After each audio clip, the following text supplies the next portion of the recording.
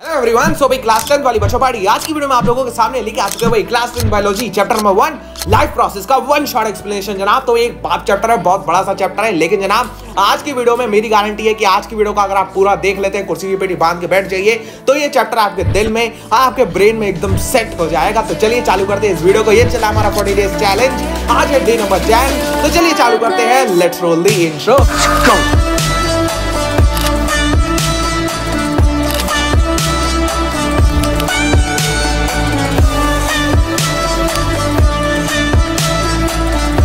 Chapter चालू करते हैं। आज बात करने वाले हैं जिंदगी के बारे में। भैया वो तुम्हारी जिंदगी के बारे में नहीं, असल वाली जिंदगी के बारे में, आपकी लाइफ के बारे में। आपकी लाइफ जो डेली बेसिस पे चल रही है, ये इसी चैप्टर में आपको पूरा का पूरा पता चल जाएगा कि भैया आप सांस कैसे ले रहे हो, जो खाना खा रहे हो वो सुबह कैसे निकाल के आते हो, और जो होता है आपके अंदर कौन कौन से प्रोसेसेस चल रहे हैं, पेड़ पौधे अपनी जिंदगी कैसे जीते हैं, सारी चीजें इस चैप्टर के अंदर कवर होती हैं। बहुत ही आराम से हम चैप्टर को समझेंगे, बहुत ही जो होता है वे में अच्छी तरीके से हर एक चीज को बहुत ही पॉइंट के साथ में मैं समझाऊंगा।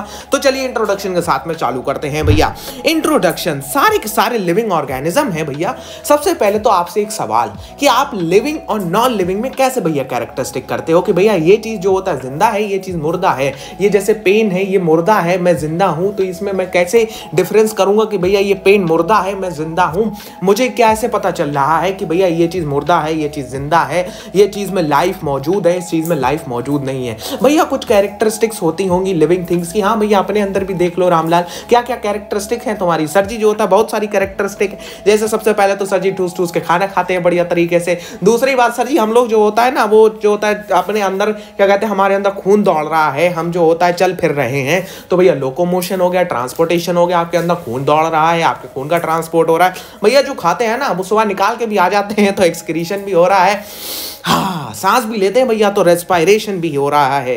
जो ये जनाब है ना भैया, ये सारे के सारे जो होता है आपके काम कर रहे हैं, इनके बारे में भी आज बात होगी। तो सर जी समझ में आना चाहिए कि जो होता है सारी चीजें जो लिविंग है या नॉन लिविंग है, उसमें कुछ ना कुछ ऐसी कैरेक्टरिस्टिक हैं जो उन्हें अपने आप से अलग बनाती हैं। मतलब भैया जो होता है नॉन लिविंग से अलग बनाती हैं। जैसे भैया जो होता है लिविंग थिंग्स रिप्रोडक्शन भी करती है। हाँ भैया तुम्हारा फेवरेट चैप्टर है, जल्द ही आ रहा है ये। तो भैया लाइफ क्या है, लाइफ अब तक अर्थ के ऊपर अगर बात करी जाए तो अब तक जो हमें पता है, फिलहाल हो सकता है कि हाँ और कोई एलियन लाइफ हो और कोई जादू वाले हो, ठीक है, लेकिन अभी तक जितना हमें पता है भैया अर्थ ही एक ऐसा प्लैनेट है जिसके ऊपर लाइफ आई है, जिसके ऊपर लाइफ एग्जिस्ट कर रही है। यहाँ पे जो होता है चीजें पैदा होती हैं, चीजें बनती हैं, चीजें मरती हैं, चीजों का नेचर बैलेंस रखता है अपना, और सारे के सारे लिविंग ऑर्गेनिज्म यहाँ पे मौजूद हैं। अब भैया जो लिविंग ऑर्गेनिज्म है ना, उनको जो होता है अदर ऑर्गेनिज्म से वेरियस पैरामीटर पे उनको डिफरेंशिएट भी किया जाता है।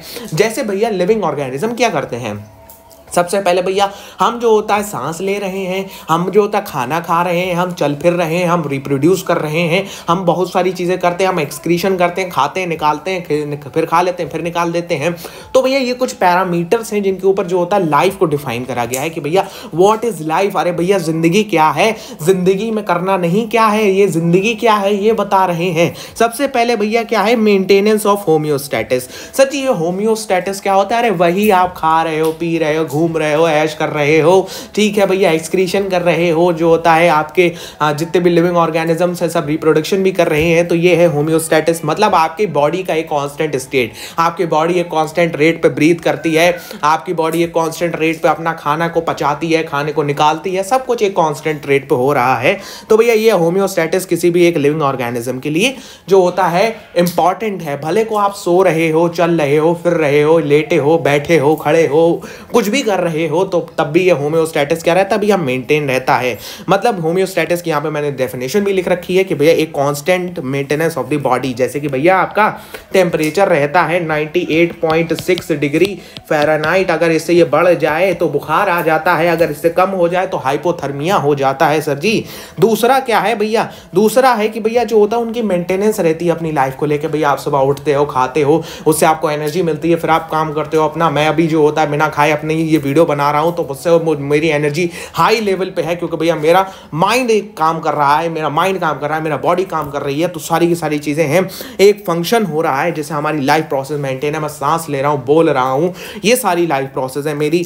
अब जैसे भैया अगर बात करी जाए जो होता है ये लाइफ प्रोसेस क्या, जो यूनिसेलुलर ऑर्गेनिजम्स है, मतलब जो जिसमें सिंगल सेल मौजूद है, या जो होता है मल्टी सेलुलर ऑर्गेनिज्म है, जैसे हम तो भैया ट्रिलियंस ऑफ सेल से बने हुए हैं, क्या सब में ये लाइफ प्रोसेस ऐसे ही मेंटेन रहता है? हाँ भैया बिल्कुल ऐसे ही मेंटेन रहता है, भले को हमें फर्क नहीं पड़ता वो यूनिसेलुलर ऑर्गेनिज्म हो, सब सारे सेल जो होता है ये प्रोसेस करते हैं, भले को वो मल्टी सेलुलर हो या यूनिसेलुलर हो। तो ये तो हमने बात कर ली जिंदगी की कि भैया लाइफ क्या है, लाइफ कैसे हम लोग उसको डिफाइन करते हैं। अब भैया लाइफ को हमने जब डिफाइन करा है तो उसके हमने कुछ पैरामीटर्स लिए हैं, जैसे भैया ट्रांसपोर्टेशन हो गया, रेस्पायरेशन हो गया, एक्सक्रीशन हो गया, रिप्रोडक्शन हो गया, मेटाबॉलिज्म हो गया, न्यूट्रिशन हो गया। तो ये सारे के सारे पैरामीटर्स को अगर आप पढ़ लेते हैं तो ये चैप्टर आपका समाप्त हो जाता है। बहुत ही आराम से समझा रहा हूं भैया, ऐसे करके समझाऊंगा मैं इस वीडियो के अंदर, जिससे कि आपको ये वीडियो आप एक ही बार देखो, दोबारा देखने की जरूरत नहीं है, बार बार देखने की जरूरत नहीं पड़ेगी भैया, वन स्टॉप सॉल्यूशन है ये आपका वीडियो पूरी की पूरी। तो चलिए चालू करते हैं भैया न्यूट्रिशन के साथ में कि भैया न्यूट्रिशन क्या होता है। अरे रामलाल एक बात बताओ भैया, जो तुम लोग दिन भर जो होता है इधर से उधर टहलते फिरते रहते हो, अगर खाना ना खाओ तो क्या हालत होगी? अरे सर जी खाना नहीं खाएंगे ना तो जो होता है सखाराम बन जाएंगे, सूख के बिल्कुल कांटा हो जाएंगे, तो यही हालत होगी। तो न्यूट्रिशन क्या होता है भैया, आपकी बॉडी को चाहिए भैया न्यूट्रिएंट्स, किस लिए चाहिए भैया? अपना होम्योस्टेटिस मेंटेन करने के लिए, अपनी एनर्जी मेंटेन करने के लिए, अपना जो होता है एक लेवल मेंटेन करने के लिए। तो भैया वो फूड का लेना हम न्यूट्रिशन कहते हैं कि भैया हम जब जो होता है फूड को ले रहे हैं, मतलब हम न्यूट्रिएंट्स को ले रहे हैं, हम एनर्जी को ले रहे हैं, उसे हम कहते हैं भैया न्यूट्रिशन। तो the process of acquiring food that is needed for the nourishment, भैया हमारी बॉडी को नरिशमेंट मिलता है और किसी भी ऑर्गेनिज्म की सस्टेनेंस के लिए उसे हम लोग कहते हैं भैया न्यूट्रिशन। तो भैया इसमें दो मतलब मोड ऑफ न्यूट्रिशन होते हैं। दोनों मोड ऑफ न्यूट्रिशन की हम लोग बात करेंगे भैया with the help of a flow chart. तो भैया ये आपके बिल्कुल ब्रेन में सेट कर देगा, और ये नोट्स को मैंने बनाया भैया बहुत सारे लोगों के एसोसिएशन में, तो होप करता हूं कि नोट्स आपके बेस्ट ऑफ द बेस्ट होंगे, और एकदम से हमने जो होता है बहुत सारी चीजें बहुत लोगों से एसोसिएशन लिया है, जिससे जो होता है ये चीजें आपकी पॉसिबल हो पाएंगे। तो thank you all of that's of nutrition. इसके दो टाइप होते हैं मेनली, सबसे पहले आपका ऑटोट्रॉफिक न्यूट्रिशन, फिर होता है आपका हेटेरोट्रॉफिक मोड ऑफ न्यूट्रिशन। इस फ्लो चार्ट से आपको क्लैरिटी ऑफ थॉट आएगा भैया, आपके एकदम थॉट क्लियर हो जाएंगे। ये भैया समझते हैं इसको सबसे पहले। तो भैया ऑटोट्रॉफिक मोड ऑफ न्यूट्रिशन, सबसे पहले इसी की तरफ आ जाते हैं, पूरा इसको ले आते हैं भैया फुल स्क्रीन में। तो ऑटोट्रॉफिक मोड ऑफ न्यूट्रिशन, अगर मैं इसका जो होता है सबसे पहले इसका संधि विच्छेद करूं भैया, ऑटो और ट्रॉफिक, इसका दोनों का हमने वर्ड मीनिंग अगर हम निकालें भैया, ऑटो का मतलब होता है ऑटोमेटिक। ऑटोमेटिक सर जी क्या होता है? अरे ऑटोमेटिक वही चीज जो अपने आप अपना काम कर लेती है। तो भैया ऑटो मतलब सेल्फ मेड, ठीक है, सेल्फ डूइंग, अपने आप जो अपना काम कर लेता है उसे ऑटो कहते हैं भैया। ऑटोमेटिक है ये, तो ये मशीन है, ये इसमें कपड़े डालो, ये ऑटोमेटिकली अपना सारा काम करके तुम्हें कपड़े धो के दे देगी। तो भैया ऑटोट्रॉफिक मोड ऑफ न्यूट्रिशन कैसा होता है, जिसे हम लोग कहते हैं भैया सेल्फ। तो भैया हमने फिर देखा कि ट्रॉफिक का मतलब क्या होता है। ट्रॉफिक का मतलब हमने सर जी पाया कि भैया ये तो होता है फीडिंग।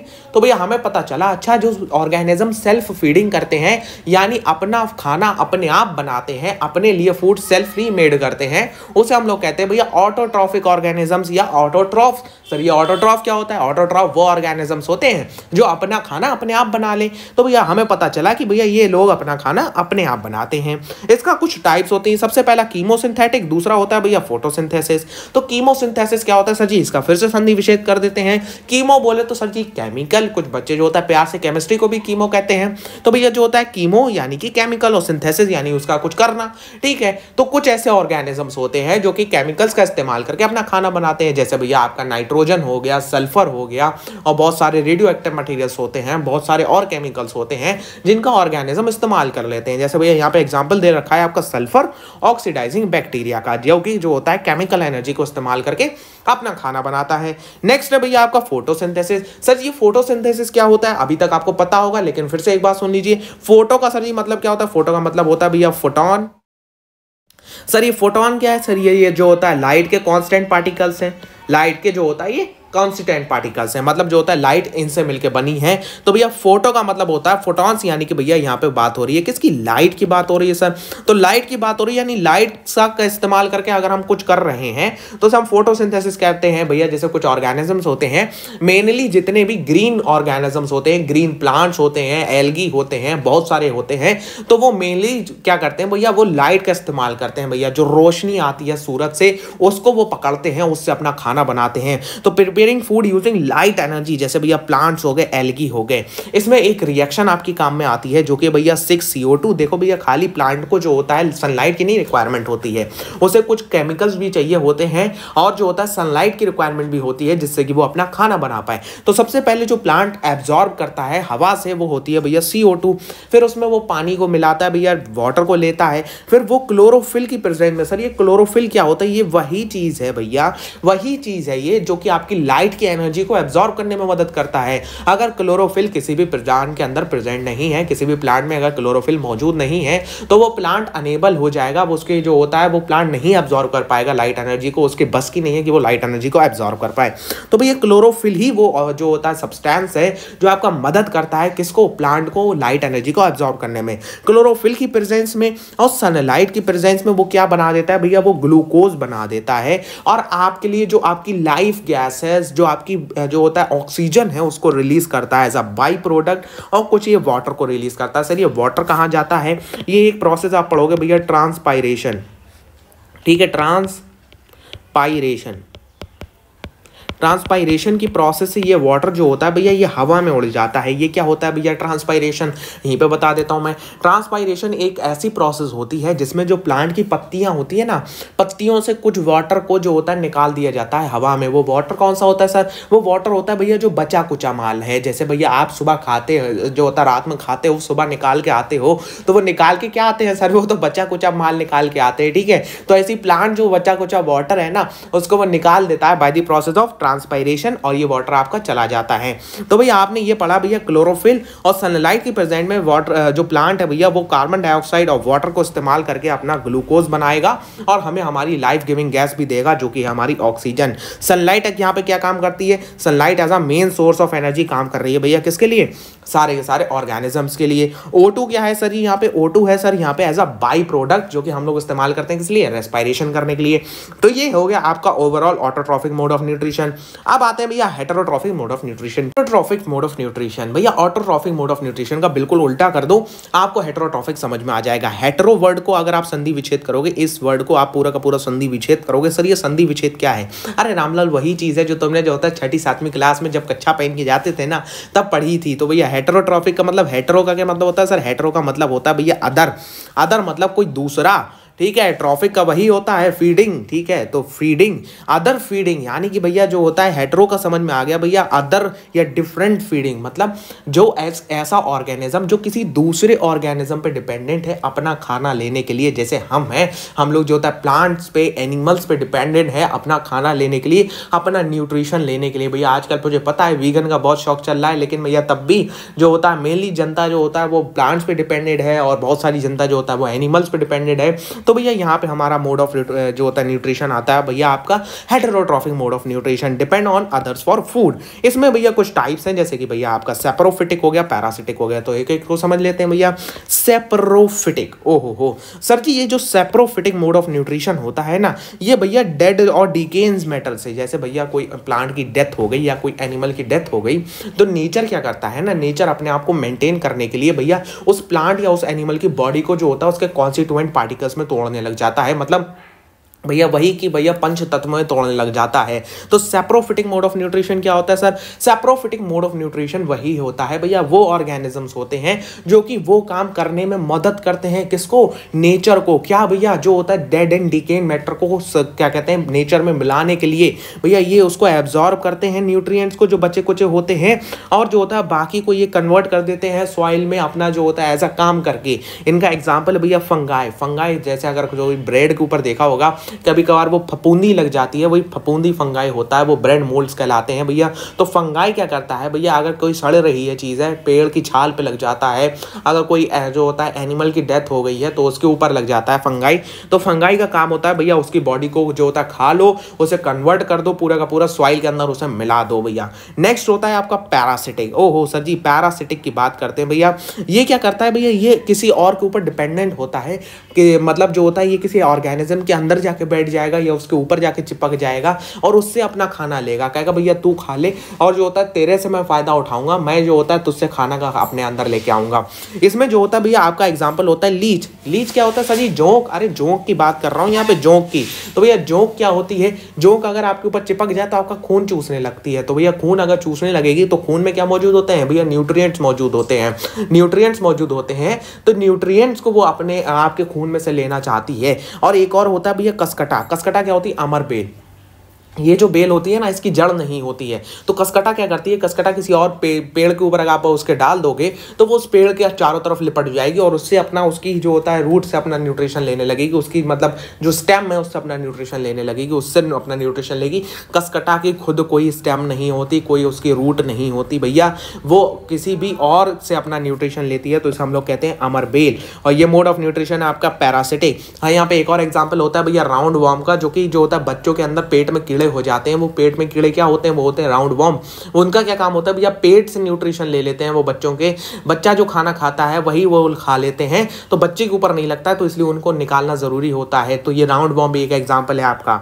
नेक्स्ट भैया होलोजोइक। होलोजोइक भैया वही मोड ऑफ न्यूट्रिशन है जो हम लोग करते हैं, मतलब हम लोग पूरा का पूरा खाना खा लेते हैं और फिर उसे हम लोग अपने बॉडी के अंदर डाइजेस्ट करते हैं भैया, ठीक है। और डाइजेस्ट करते हैं, फिर उसी बच्चे कुछ माल को सुबह के सुबह जाके फ्रेश होने के बहाने निकाल के आ जाते हैं। उसे हम लोग कहते हैं भैया क्या? Holozoic mode of nutrition. Example है इसका ह्यूमन, अमीबा। चलिए बात करते हैं जरा ऑटोट्रॉफिक मोड ऑफ न्यूट्रिशन की थोड़ा सा डिटेल के अंदर। तो भैया हमने ये तो चीज़ें सारी की सारी समझ ली हैं। ऑटोट्रॉफिक को भी मैंने आपको बहुत हद तक समझा दिया है, आपकी क्लैरिटी ऑफ थॉट आ गई होगी कि भैया ऑटोट्रॉफिक मोड ऑफ न्यूट्रिशन होता क्या है। तो ये सारी की सारी थ्योरी है आपकी। नोट्स मैंने बहुत अच्छी तरीके से बहुत सारे लोगों से एसोसिएशन ली है, जिससे कि ये नोट्स हमारे बन पाए हैं, पॉसिबल हो पाए हैं। क्योंकि भैया अकेले ऐसी चीज़ नहीं कर पाना था, क्योंकि भैया मुझे डायग्राम्स भी चाहिए थे, फ्लो चार्ट्स भी चाहिए थे, तो एसोसिएशन लेना जरूरी होता है।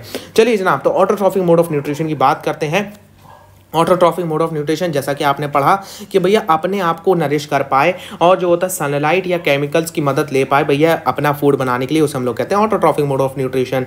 तो भैया जैसे जो प्लांट हैं, जो प्लांट जो होता है फोटॉन्स की मदद ले रहे हैं, लाइट की मदद ले रहे हैं, उसे हम लोग कहते हैं भैया फोटो ऑटोट्रॉफ्स। और जो होता है जो केमिकल्स की मदद ले रहे हैं, उसे हम लोग कहते हैं भैया कीमो ऑटोट्रॉफ्स। ओवरऑल जो लोग ऑर्गेनिजम्स भैया ऑटोट्रॉफिक मोड ऑफ न्यूट्रिशन को फॉलो कर रहे हैं, उन्हें हम लोग कहते हैं भैया ये ऑटोट्रॉफ्स हैं। सबसे पहले जरा फोटोसिंथेसिस की बात करते हैं।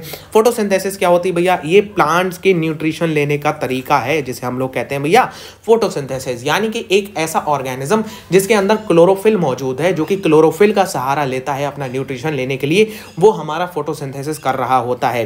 प्लांट क्या करते हैं? प्लांट अपना खुद का फूड बनाते हैं सनलाइट का इस्तेमाल करके, जो कि इनको नरिशमेंट प्रोवाइड करता है और इनको बढ़ने में मदद करता है। अच्छा सर ये फूड लेते हैं, ये इसका काम खाली हमें एनर्जी देना है? नहीं, इसका काम बहुत है। आपकी बॉडी को ग्रो कराना, आपके सेल्स को नरिश करना, आपकी बॉडी को रिपेयर करना, मतलब आपकी बॉडी में कहीं कोई दिक्कत आ गई है, आपकी बॉडी कहीं से कोई खराब हो गई है, चोट लग गया है, कहीं के सेल जो होता है डैमेज हो गए हैं, तो उसको रिपेयर करने का काम ये प्लांट्स को जो होता है क्लोरोफिल की रिक्वायरमेंट होती है ये चीज़ें करने के लिए। अगर इसमें क्लोरोफिल मौजूद ना हो या क्लोरोफिल गायब हो जाए किसी वजह से, तो ये ना ऑक्सीजन का ये जो लाइट की एनर्जी को एब्जॉर्ब कर रहा है, ये सारी की सारी लाइट की एनर्जी को हर तरफ से एब्जॉर्ब कर पा रहा है, ये नहीं कर पाएगा बिल्कुल भी। तो क्लोरोफिल इसमें मदद करता है। लाइट एनर्जी का इस्तेमाल कहाँ पे होता है? 10th के अंदर ये लिख रखा है कि भैया लाइट एनर्जी का इस्तेमाल किया जाता है भैया वाटर को स्प्लिट करने में, हाइड्रोजन और ऑक्सीजन में। लेकिन आगे जाके अगर आप बायोलॉजी लेते हो आपको ये पढ़ने को मिलेगा भैया ऐसा नहीं है, बहुत सारी चीज़ों में लाइट एनर्जी का इस्तेमाल किया जाता है। लेकिन 10th के हिसाब से आपको सिर्फ इतना ही पढ़ना है कि लाइट एनर्जी का इस्तेमाल किया जाता है वाटर को स्प्लिट करने के लिए हाइड्रोजन और ऑक्सीजन में। अब जो हाइड्रोजन है उसका क्या काम होता है भैया? जब हाइड्रोजन बन जाती है, हाइड्रोजन को जो होता है ये कार्बन डाइऑक्साइड को रिड्यूस करने में मदद किया जाता है। सर कार्बन डाइऑक्साइड को रिड्यूस कर देगी ये कार्बोहाइड्रेट्स में, जो कि आपका टिपिकली कहलाता है क्या? ये टिपिकली कहलाता है सर जी ग्लूकोज। ओके, तो भैया ये सारी चीज़ें हैं, आपका ओवरऑल रिएक्शन है ये आपकी, ठीक है। अब भैया इसमें जो होता है ये जो कार्बन डाइऑक्साइड आ रही है ना, अभी हमने बात करी थी सर ये कहाँ से आ रही है? ये आ रही है सर एयर से आ रही है। तो भैया प्लांट के अंदर ऐसी क्या चीज़ मौजूद है, इस चीज़ के अंदर ऐसी क्या चीज़ मौजूद है जो इसको ये कार्बन डाइऑक्साइड लेने में मदद कर रही है एयर से? भैया वो है आपका स्टोमेटा। स्टोमेटा की बात करते हैं भैया। स्टोमेटा ये प्लांट प्लांट की लीव्स के अंदर मौजूद होते हैं, प्लांट की जो पत्तियां होती हैं उसके इनर पार्ट पे मौजूद होते हैं। मतलब अगर प्लांट की पत्ती ये है तो इसके इनर पार्ट पे ये स्टोमेटा मौजूद होंगे। सर इनर पार्ट पे क्यों होते हैं मौजूद? अरे भैया प्लांट के अगर जो होता है छेद है, प्लांट की लीव्स में अगर जो होता है छोटे छोटे पोर्स हैं, तो वो ज़्यादा से ज़्यादा भैया उसमें धूल ना भर जाए, वो बंद ना हो जाए। देखो भैया अगर तुमने जो होता है सड़कों के किनारे प्लांट्स को देखा होगा तो उनके ऊपर पार्ट पे धूल जमी होती है। जब तक बारिश नहीं होती है, जब तक वो धूल ऐसी जमी रहती है, तो नीचे पार्ट पे वो धूल नहीं रहती है, तो प्लांट मर नहीं जाएगा। अगर वो ऊपर रखेगा स्टोमेटा का, धूल सब जमा हो जाएगी, प्लांट का तो खेल खत्म, प्लांट गया काम से। इसलिए स्टोमेटा को हमेशा प्लांट नीचे वाले पार्ट पे रखता है। नीचे वाले पार्ट पे इसलिए रखता है कि भैया वहां पे कोई भी ऐसा चीज ना हो पाए जिससे कि भैया प्लांट का जो होता है एयर इनटेक बंद हो जाए। एयर इनटेक मतलब एयर का फ्लो। स्टोमेटा का काम ही ये होता है। स्टोमेटा कुछ जो होता है छोटे छोटे छेद मौजूद होते हैं प्लांट में, जो कि मदद करते हैं भैया प्लांट को ये गैसेस का एक्सचेंज करने में। मतलब ऑक्सीजन को निकालना है उसे बाहर और कार्बन डाइऑक्साइड को बाहर से अंदर लेना है, तो इस चीज में भैया कौन मदद करेगा? इस चीज में स्टोमेटा मदद करेगा।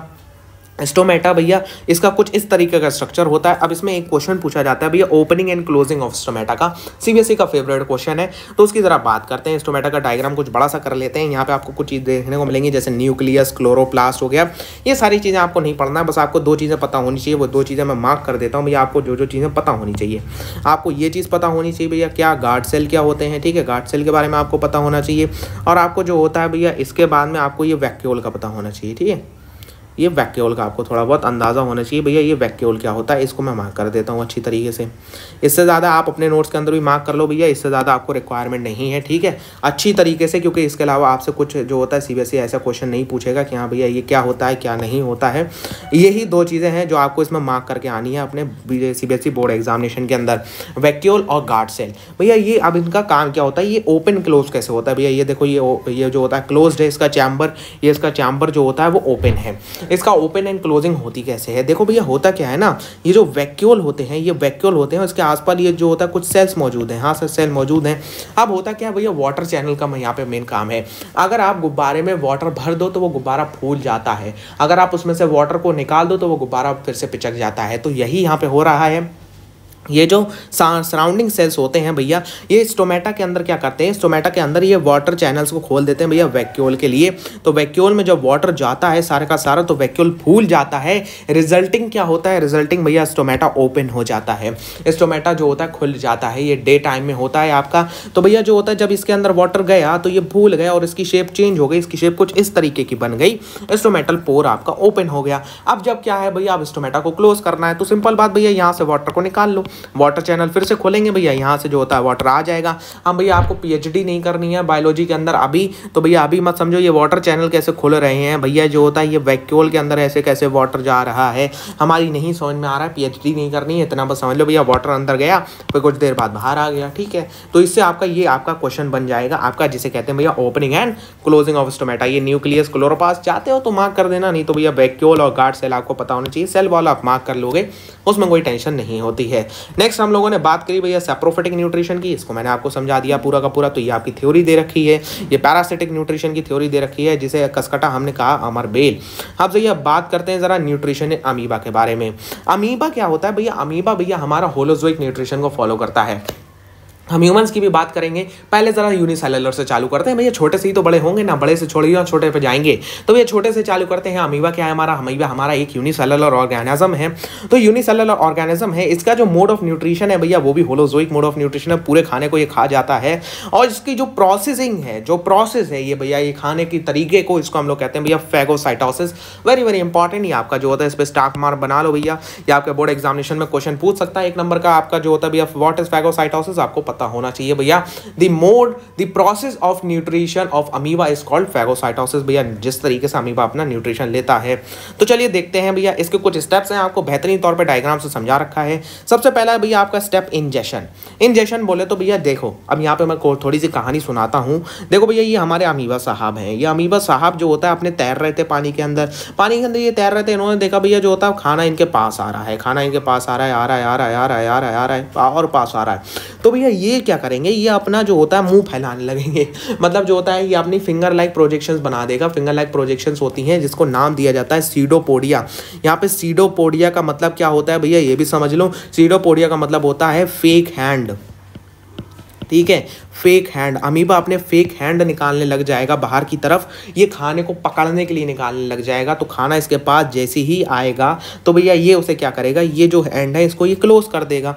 ये एंड जैसे ही क्लोज हो जाएंगे तो भैया इसे कहते हैं इंजेक्शन। खाना और पास आया, अमीबा ने जो होता है जैसे ही इसके मतलब मुंह के अंदर गया खाना, मानो खाना यहाँ पे आया, जैसे जैसे आया आया आया आया उसने बंद कर लिया अपना जो होता है एंड। अब जैसे इसने बंद कर लिया उसे हम लोगों ने कह दिया इंजेक्शन। अब इसके बाद में होगा डाइजेशन का प्रोसेस। ये जो भैया अमीबा का ये वैक्यूल बन गया है, ये वो वैक्यूल को कहते हैं भैया टेम्पररी स्टोमक, ठीक है, टेम्पररी स्टोमक। और इसको जो होता है दूसरा नाम दिया जाता है भैया, इसको दूसरा नाम दिया जाता है फूड वैक्यूल का, ठीक है, फूड वैक्यूल का नाम दिया जाता है इसको। तो भैया ये टेम्पररी स्टोमक बन जाता है अमीबा का, ऐसा जो होता है टेम्पररी पेट। टेम्पररी क्यों है भैया अभी आगे पता चलेगा। तो भैया इसके बाद में इसमें डाइजेस्टिव एंजाइम्स ऐड करना चालू करते हैं इसके ऊपर और फूड को डाइजेस्ट करने लगते हैं। अब जब फूड को डाइजेस्ट करने लगते हैं फिर अमीबा क्या करता है, डाइजेस्टेड फूड को अपने अंदर खींच लेता है, अपनी पूरी के पूरे सेल, क्योंकि सिंगल सेल है भैया, उसके पास में कोई स्पेसिफिक ऑर्गन नहीं है ये सारे काम करने के लिए। हमारे पास तो जो होता है फूड में से अलग अलग पार्ट्स को निकालने के लिए जो होता है अलग अलग ऑर्गन है, लीवर है, फिर जो होता है ब्लड है, फिर ट्रांसपोर्टेशन सिस्टम है, किडनी है, पेनक्रिया है, बहुत कुछ है, लेकिन अमीबा के पास नहीं है। तो अमीबा डायरेक्ट एब्जॉर्प्शन करता है किससे, डिफ्यूजन से, डिफ्यूज करा देता है ये सारे के सारे जो इंपॉर्टेंट मटेरियल्स होते हैं अपने सेल के अंदर। अब जब ये सारे के सारे इंपॉर्टेंट मटेरियल्स को अपने अंदर डिफ्यूज करा रहा होता है, उस प्रोसेस को हमने नाम दे दिया एब्जॉर्प्शन। ये फूड वैक्यूल फिर क्या होता है भैया, ये फूड वैक्यूल में सारी की सारी चीज़ें एब्जॉर्ब हो जाती हैं, एब्जॉर्प्शन हो जाता है इसका। तो एब्जॉर्प्शन के बाद में क्या करता है भैया, उसको एसिमुलेट करता है, उसको अपने पूरे के पूरे सेल में फैला देता है। और फिर उसके बाद में जब ये देखो ये फूड वैक्यूल भैया टेम्पररी क्यों हमने नाम दिया था, अब देखने को मिल रहा है आपको कि भैया जब ये टेम्पररी था तो भैया जब इसका काम खत्म हो गया तो इसको ये साइड पे लेके आएगा और सेल वॉल को तोड़ देगा और ये अपना जो होता है बचा कुचा ये जिसका जो रिमेनिंग पार्ट होगा ना ये उसको इजेस्ट कर देगा, उसको बाहर निकाल देगा।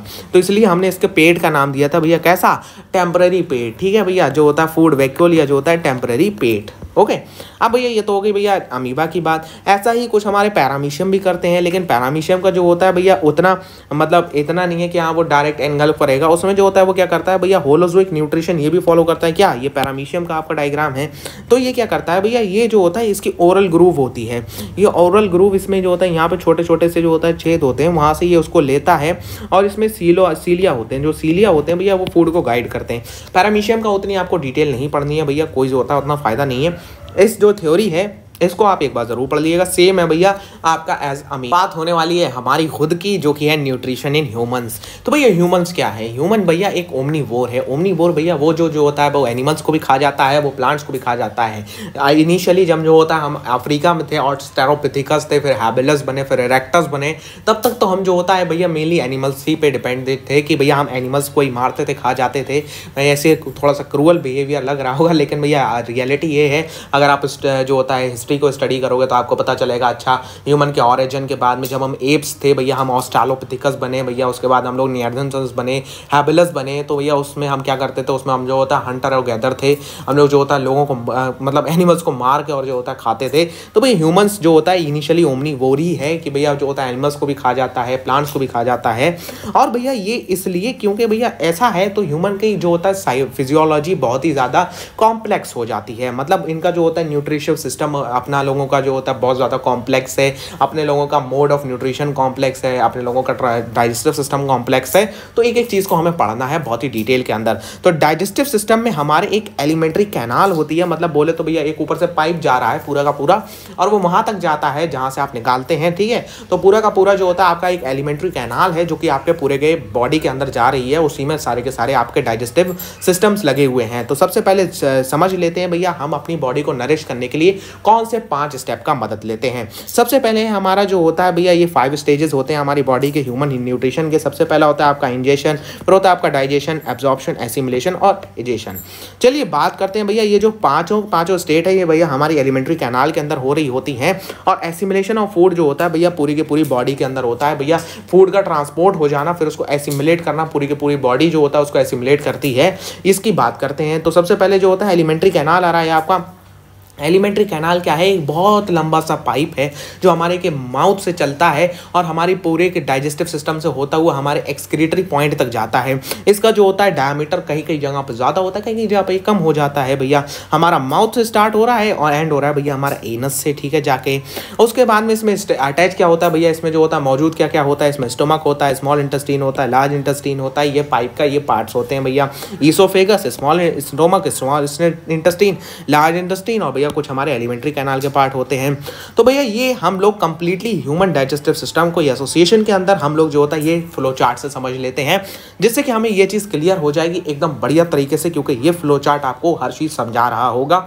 मैं आपको एक कहानी बताऊंगा, वो कहानी से आपका क्लियरिटी ऑफ थॉट आ जाएगा, आपके माइंड में एकदम सारी चीज़ें आ जाएंगी, आपके माइंड एकदम क्लियर हो जाएगा। Human digestive system, let's start with the flow chart. तो सबसे पहले डाइजेस्टिव ट्रैक्ट की बात करते हैं जनाब। माउथ में आपने खाना खाया, कहानी कहाँ से हो रही है, आप बर्गर लेके आए मैकडोनल्ड का, आप बर्गर लेके आए मैकडोनल्ड का, आपने जो होता है उसे माउथ में रखा, वहाँ से कहानी चालू करते हैं। तो चलिए माउथ में कहानी हम लोग चालू करते हैं। हम लोग भैया पढ़ कैसे रहे हैं, हम लोग भैया इधर डाइजेस्टिव ट्रैक्ट की बात करें भैया, हम मौजूद कहाँ पे इस टाइम, हमारा खाना है कहाँ पे, वहाँ पे कौन कौन से डाइजेस्टिव ग्लैंड मौजूद हैं, मतलब वहाँ पे कौन से ग्लैंड क्या क्या फंक्शन कर रहे हैं वो हमें समझना है। तो सबसे पहले हमने जो होता है मैकडोनल्ड का बर्गर रखा मुँह में, हाँ सर जी जिंदगी का स्वाद आ गया, ज़िंदगी के जो होता है मज़े आ गए। तो चलिए सबसे पहले माउथ, हम लोग यहाँ से खाना खाते हैं, यहाँ पे भैया मौजूद होते हैं माउथ के अंदर क्या, यहाँ पे मौजूद होते हैं भैया सिलेवरी ग्लैंड। सिलेवरी ग्लैंड बोले तो वही सलाइवा, अरे सर सलाइवा, सलाइवा में क्या होता है सर, सलाइवा जो होता है ऐसे ही नहीं होता, नेचर ने कोई चीज़ ऐसे नहीं रख रखी है। माउथ के अंदर सलाइवा में सलाइवरी ग्लैंड जो होता है सलाइवा को जो होता है निकालते हैं। तो जैसे आपने वो उसका मज़ा लिया, हाँ सर जी ज़िंदगी के स्वाद आ गए, वैसे ही सलाइवरी ग्लैंड्स एक्टिव हो जाते हैं, वो आपका सलाइवा को सिक्रीट करते हैं। सलाइवा के अंदर क्या मौजूद होता है, सलाइवा के अंदर सलाइवरी अमाइलेज मौजूद होता है। ये क्या है सर, ये सलाइवा का जो होता है वो डाइजेस्टिव एंजाइम है। क्या नाम है सर, एक बार फिर से बता दीजिए, नाम है भैया आपका क्या, सलाइवरी अमाइलेज। सलाइवरी अमाइलेज मौजूद होता है किसके अंदर, सलाइवा के अंदर। इसका काम क्या है सर, इसका काम है भैया ये जो होता है कॉम्प्लेक्स शुगर को सिंपल शुगर में डाइजेस्ट करता है, यानी कि भैया ये जो होता है शुगर का डाइजेशन कर रहा है। किसका डाइजेशन कर रहा है सर, ये किसका डाइजेशन कर रहा है भैया, ये शुगर का डाइजेशन कर रहा है, ठीक है। शुगर को जो होता है ये सिंपल बना रहा है। अगर आपने कभी कभी नोटिस किया होगा कि अगर आप रोटी को ऐसी खा लो, मतलब आप सादी रोटी खा लोगे, तो उससे क्या होगा, वो आपके मुंह में कुछ देर बाद, अब जब आप उसे चबाते जा रहे हो, फिर आपको पता चला कुछ देर बाद वो रोटी मीठी हो गई। तो ये मीठी क्यों हो जाती है भैया, ये मीठी हो जाती है भैया इसी सलाइवरी अमाइलेज की वजह से।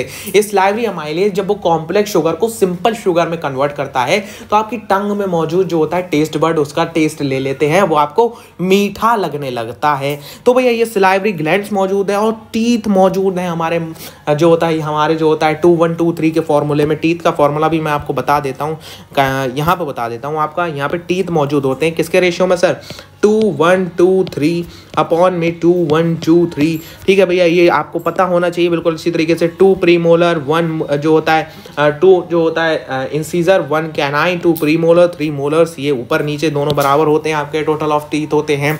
तो ये टीथ मौजूद होते हैं। टीथ का काम क्या होता है, फूड को चबाना, फूड को अच्छी तरीके से च्यू करना, और जो होता है ये इनका मूवमेंट होता है आपका फूड को बिल्कुल अच्छी तरीके से कन्वर्ट कर देते हैं। फूड जो होता है आपका जब नीचे जाता है वो एक फॉर्म ऑफ बोलस में जाता है, बोलस की फॉर्म में आपका वो नीचे ट्रैवल करता है। भैया बोलस क्या होता है, शेपलेस होता है, ठीक है। जैसे जो होता है सुबह आप जो निकाल के आते हो वो भी शेपलेस होता है, उसका कोई शेप नहीं होता है।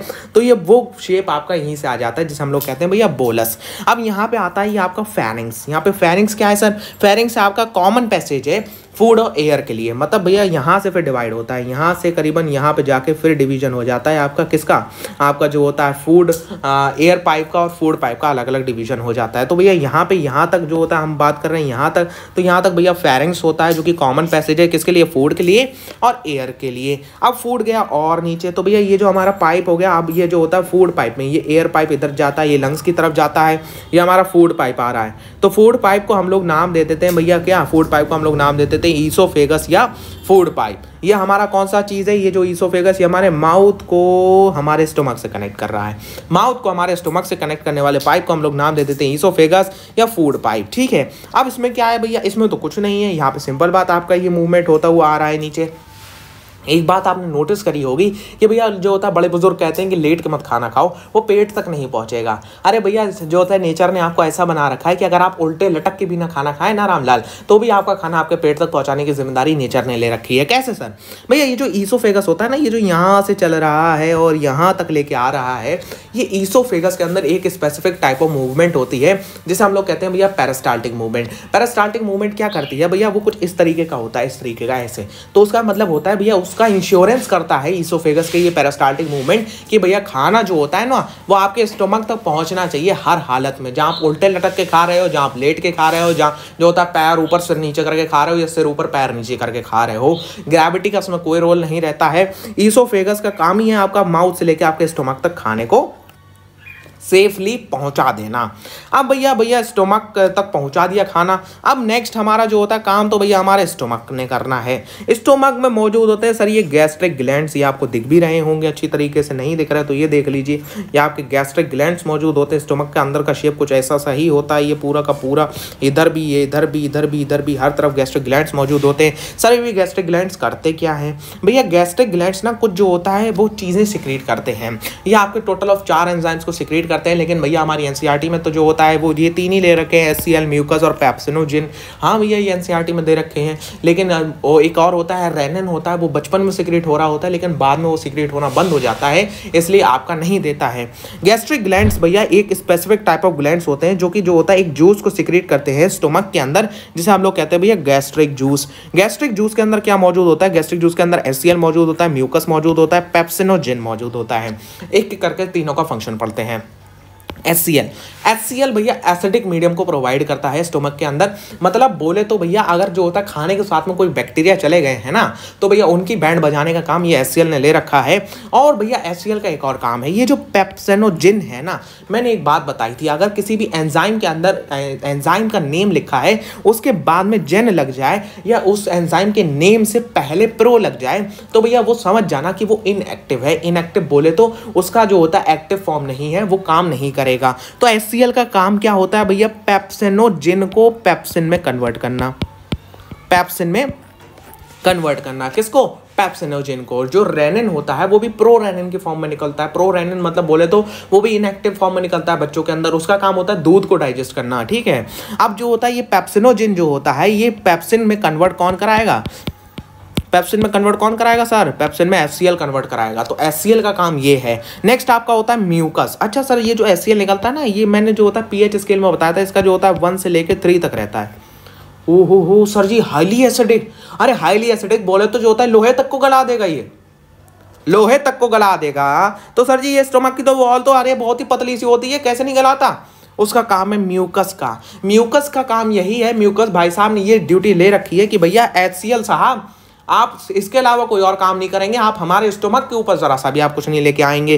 तो म्यूकस का जो काम है वो है भैया स्टोमक के ये जो ग्लैंड्स मौजूद हैं, इसकी ये जो वॉल्स मौजूद है ना, इसको जो होता है वो प्रोटेक्ट करना। स्टोमक की वॉल को from the action of HCL. भैया एचसीएल को उसके ऊपर कोई एक्शन ना हो जाए, एचसीएल उसको जो होता है गला ना दे, उसको खराब ना कर दे, उसका क्या काम करता है? उसका काम करता है भैया म्यूकस। म्यूकस का काम ही ये है। अब भैया आते हैं पेप्सिन की तरफ। सर ये तो पेप्सिनोजिन लिख रखा है, अरे कोई ना, ये कन्वर्ट हो जाता है किसमें? ये कन्वर्ट हो जाता है भैया पेप्सिन के अंदर, ठीक है। किसके अंदर? पेप्सिन के अंदर। भैया अब ये पेप्सिन का क्या काम है? ये पेप्सिन क्या काम करता है? पेप्सिन के नाम से तुम्हें क्या याद आ रहा है? अरे sir ji pepsin protein, protein pepsin, pepsin protein, ठीक है भैया। तो पेप्सिन का काम होता है भैया प्रोटीन्स को डाइजेस्ट करना। किसके अंदर? स्टोमक के अंदर। याद रखना पेप्सिन का काम है प्रोटीन्स को डाइजेस्ट करना। मौजूद कहाँ होता है? ये स्टोमक के अंदर मौजूद होता है। सर ऐसा क्यों कह रहे हो? अरे अभी पता चल जाएगा। चलो भैया, तो स्टोमक में खाने के साथ में बहुत जो होता है हमने ज्यादती कर ली। इधर से हमारे लीवर भी साहब आ गए। तो लीवर साहब यहाँ पे सिक्रीट कर देते हैं स्टोमक के बाहर में, स्टोमक के बिल्कुल जो होता है ओपनिंग पॉइंट पे लीवर सिक्रीट करता है बाइल जूस। सर ये बाइल जूस का क्या काम हो जाता है? जरा इसको हटाते हैं और समझते हैं भैया बाइल जूस का क्या काम है। बाइल जूस जो होता है भैया वो इमल्सिफाई करता है किसको? फैट्स को। सर ये नया टर्म आया, इमल्सिफिकेशन। इमल्सिफिकेशन क्या होता है? अरे रामलाल कुछ नहीं है, समझो तो ध्यान से, समझने पे आओगे तो कुछ नहीं बचेगा, सारी की सारी चीज़ें इधर ब्रेन में सेट हो जाएंगी। तो भी कहेगा भैया पढ़ाई मज़ा से पढ़ के आए हैं, अरे कैसी बात कर दी भाई। तो चलो भैया, ये बड़ा सा एक फैट का जो होता है क्या है? मॉलिक्यूल है। अब जो ये बाइल जूस है ना, इसका काम क्या होता है भैया? इस बड़े से फैट के मॉलिक्यूल को तोड़ देना। इधर से हट, इधर से हट, कड़ा कट। तो ये क्या करता है भैया, ये एमल्सिफिकेशन की प्रोसेस है, इसको छोटे छोटे से तोड़ देता है। अरे बोले तो भैया जो होता है एक बड़ा सा लकड़ी का जो होता है गट्ठर लेके आओ, उसको तोड़ना मुश्किल होगा, या एक छोटी सी लकड़ी को तोड़ना मुश्किल होगा? सर वो बड़ा वाला गट्ठर को तोड़ना मुश्किल होगा। वही काम यही है जो होता है, उसको छोटे छोटे में कर दो। इस फैट को तोड़ना मुश्किल होगा, इसको नहीं तोड़ सकते आसानी से, लेकिन इनको तो आसानी से डाइजेस्ट कर सकते हैं। हाँ सर, कर सकते हैं। तो लीवर का काम भी यही है जनाब, लीवर का काम भी यही है कि भैया एमल्सिफिकेशन करना, किसका? फैट्स का। बहुत बढ़िया सर जी। तो भैया ये जो नोट्स है ना, बहुत सारे लोग पूछे थे नोट्स नहीं मिल रहा है सर लेक्चर के। आ रहा है रामलाल, डिस्क्रिप्शन चेक करा करो लेक्चर के बाद में। लेक्चर जब लाइव है तब नोट्स नहीं मिलेंगे, लेक्चर के बाद में जब डिस्क्रिप्शन पे जाओगे नोट्स मिल जाएंगे, ठीक है। ये बिल्कुल ऐसी कैसी नोट्स मिलेंगे तुमको, बड़े मजे मारना इसको लेकर, ठीक है। चलो नेक्स्ट है भैया स्टोमक और लीवर का काम हो गया। आते हैं नीचे। ओहो सर जी, ये हमारे कुछ बैठे हैं, ये हमारे गाल ब्लैडर बैठे हैं। ये गाल ब्लैडर का क्या काम है भैया? ये लीवर का ही काम करता है। ये लीवर का बचा कुचा जो होता है, जो स्टोर करता है बाइल जूस को, ये उसी का काम है, ठीक है सर। आ गए। नेक्स्ट है हमारा भैया यहाँ पे पेनक्रियास। पेनक्रियास का क्या काम है सर जी? पेनक्रियास का काम है भैया पेनक्रियाटिक जूस को सिक्रीट करना। ये आपका पेनक्रियास है मौजूद। अच्छा, मैंने गाल ब्लैडर को, सॉरी ये है आपका गाल ब्लैडर, वो इधर से इधर थोड़ा सा गड़बड़ हो गई थी, ठीक है। कोई बात नहीं बच्चा पार्टी, मैं भी गुस्से में इधर उधर निकल जाता हूँ, कोई नहीं। चलो, तो गाल ब्लैडर आपका ये मौजूद है, ये मौजूद है, ये ठीक है। ये पेनक्रियास है, पेनक्रियास यहाँ पे मौजूद है। पेनक्रियास और लीवर दोनों एक ही जगह पे जो होता है स्टोमक के जो होता है ओपनिंग पे ही अपना काम करते हैं। पेनक्रिया क्या करता है? पेनक्रिया करता है सिक्रीट किसको? पेनक्रिया सिक्रीट करता है सर जी पेनक्रियाटिक जूस को, जिसमें मौजूद होता है भैया ट्रिप्सिन, लाइपेज और अमाइलेज, ठीक है। तो समझते हैं भैया इनका क्या काम है। अच्छा, मैंने अभी बात बताई थी पेप्सिन का क्या काम होता है सर? पेप्सिन प्रोटीन, पेप्सिन कहाँ सिक्रीट हो रहा है? स्टोमक में सिक्रीट हो रहा है। बहुत अच्छे रामलाल, याद रखने के लिए थैंक यू, याद रख लिया, ठीक है। तो अब भैया जो होता है ट्रिप्सिन कहाँ सिक्रीट हो रहा है सर? अरे ये तो पेनक्रिया में सिक्रीट हो रहा है, लेकिन काम वही करेगा जो पेप्सिन करेगा। बोले तो सर ट्रिप्सिन का काम भी है प्रोटीन्स को डाइजेस्ट करना जो बच रहे हैं। पेप्सिन की निगाह से जो प्रोटीन बच गए उसका काम है ट्रिप्सिन का कि उन बचे कुचे को कतई एकदम मत डालो, बोले तो उसको एकदम डाइजेस्ट कर दो, उसको एकदम खत्म करो। लाइपेज भैया जो होता है कुछ कार्बोहाइड्रेट्स को डाइजेस्ट करता है, और अमाइलेज रिमेनिंग शुगर को डाइजेस्ट करता है। पेनक्रियाटिक जूस जो होता है वो एल्कलाइन मीडियम में होता है। एल्कलाइन मीडियम में क्यों होता है भैया? एल्कलाइन मीडियम में इसलिए होता है कि भैया स्टोमक से हाईली एसिडिक मीडियम में आ रहा है। HCl का मीडियम बहुत हाईली एसिडिक है, तो जो पेनक्रियाटिक अमाइलेज है वो पेनक्रियास का पेनक्रियाटिक जूस है, वो उसको एसिडिक से उसको जो होता है एल्कलाइन मीडियम में लेके आएगा, जिससे भैया जो होता है ओवरऑल आपका जो होता है सारी की सारी वॉल्स को प्रिवेंट कर पाए और अपना काम भी कर पाए। ये जो इसके एंजाइम है ये सारे के सारे एल्कलाइन मीडियम में काम करते हैं सर। बहुत अच्छे, पेनक्रियास का भी काम हो गया। अब जो हम आते हैं भैया नेक्स्ट, स्टोमक से हम लोग निकल के आ गए भैया, स्टोमक का पूरा काम हो गया भैया, ये सारे के सारे भी हमने पढ़ लिए। ओहो सर जी बहुत अच्छे। नेक्स्ट है हमारा भैया स्मॉल इंटेस्टीन। स्मॉल इंटेस्टीन हमारा ये है, अंदर जो भैया सांप सीढ़ी का खेल चल रहा है, अंदर हमारे पेट के अंदर भैया सभी के चल रहा है। तो ये जो सांप सीढ़ी का खेल है ना, इसे हम लोग कहते हैं भैया small intestine. Small intestine humans के अंदर अगर मैं बात करूं भैया, ये क्या है? ये कंप्लीट डाइजेशन की साइट है। यहाँ पे भैया क्वेश्चन बनता है, को point to be noted, CBSE यहाँ से क्वेश्चन बनाएगी। Site of complete digestion in humans is what? Is the small intestine. Small intestine is the site of complete digestion in humans, ठीक है भैया। इसका 3 पार्ट्स होते हैं, नहीं पढ़ने हैं तुमको। ड्यूडेनम, जेजेनम, इलियम नहीं पढ़ना है, नहीं लिखना है भैया, पीएचडी नहीं करना है हमको, ठीक है रामलाल? सही है ना? हाँ सर सही है। चलो, तो स्मॉल इंटेस्टीन का जो होता है हमें सिर्फ इतना पता होना चाहिए भैया, साइट ऑफ कंप्लीट डाइजेशन। यहाँ पे फूड कंप्लीटली डाइजेस्ट हो जाएगा। यहाँ पे भैया इंटेस्टिनल ग्लैंड्स मौजूद होते हैं जो कि इंटेस्टिनल जूस को सिक्रेट करते हैं भैया। इंटेस्टिनल जूस के क्या फंक्शन है? आपके एनसीईआरटी के अंदर एक बहुत छोटे से पैराग्राफ में दे रखा है, बहुत छोटे से पैराग्राफ में, छोटा सा पैराग्राफ है, जहां पे आपका जो होता है ये वाला डायग्राम बना होगा एनसीईआरटी के अंदर, उसके लेफ्ट साइड पे पेज पे लिख रखा है इसके बारे में जरा थोड़ा सा बता देता हूं। जहां पे जो होता है आपका ये इसके बारे में डिस्कशन किया गया है स्मॉल इंटेस्टाइनल के जूस के बारे में। तो भैया इस जूस में क्या होता है? इस जूस में जो होता है आपके रिमेनिंग फैट्स को, कार्बोहाइड्रेट्स को डाइजेस्ट किया जाता है, और जो होता है उनको कन्वर्ट कर दिया जाता है भैया सिंपल्स में। मतलब बोले तो इंटेस्टीन का जो इंटेस्टिनल ग्लैंड्स होते हैं, वो जो इंटेस्टिनल जूस को निकालते हैं ना, उसका काम है जो बचा कुचा है, जो बचे कुचे कार्बोहाइड्रेट्स हैं, फैट्स हैं, प्रोटीन, सारे सबको खत्म करो, सबको जो होता है खत्म कर दो एकदम बढ़िया तरीके से। वो काम कौन करता है भैया? वो आपका स्मॉल इंटेस्टीन का इंटेस्टिनल जूस करता है। यहाँ पे स्मॉल इंटेस्टीन में जो होता है विलाई भी प्रेजेंट होते हैं सर, विलाई भी प्रेजेंट होते हैं भैया। विलाई क्या काम करते हैं भैया? विलाई काम करते हैं भैया इसका सरफेस एरिया बढ़ाने का। अरे एक तागे को लो, उसको ऐसे करके कर दो, एक बड़ा सा तागा है मेरे पास में, बहुत बड़ा सा तागा है, ठीक है। इस बड़े से तागे को अगर मैं छोटे में लाना चाहूँ, मैं कैसे करूँगा? ऐसे करके ले आऊँगा, ऐसे करके बहुत छोटे से एरिया में आ जाएगा, ऐसे। ये लो और बड़े लूप बना देते हैं, ठीक है। यहाँ पे बहुत छोटे से, ये विलाई कहलाते हैं। विलाई क्या करते हैं भैया? स्मॉल इंटेस्टीन में जो होता है एब्जॉर्प्शन का काम को शुरू करते हैं भैया।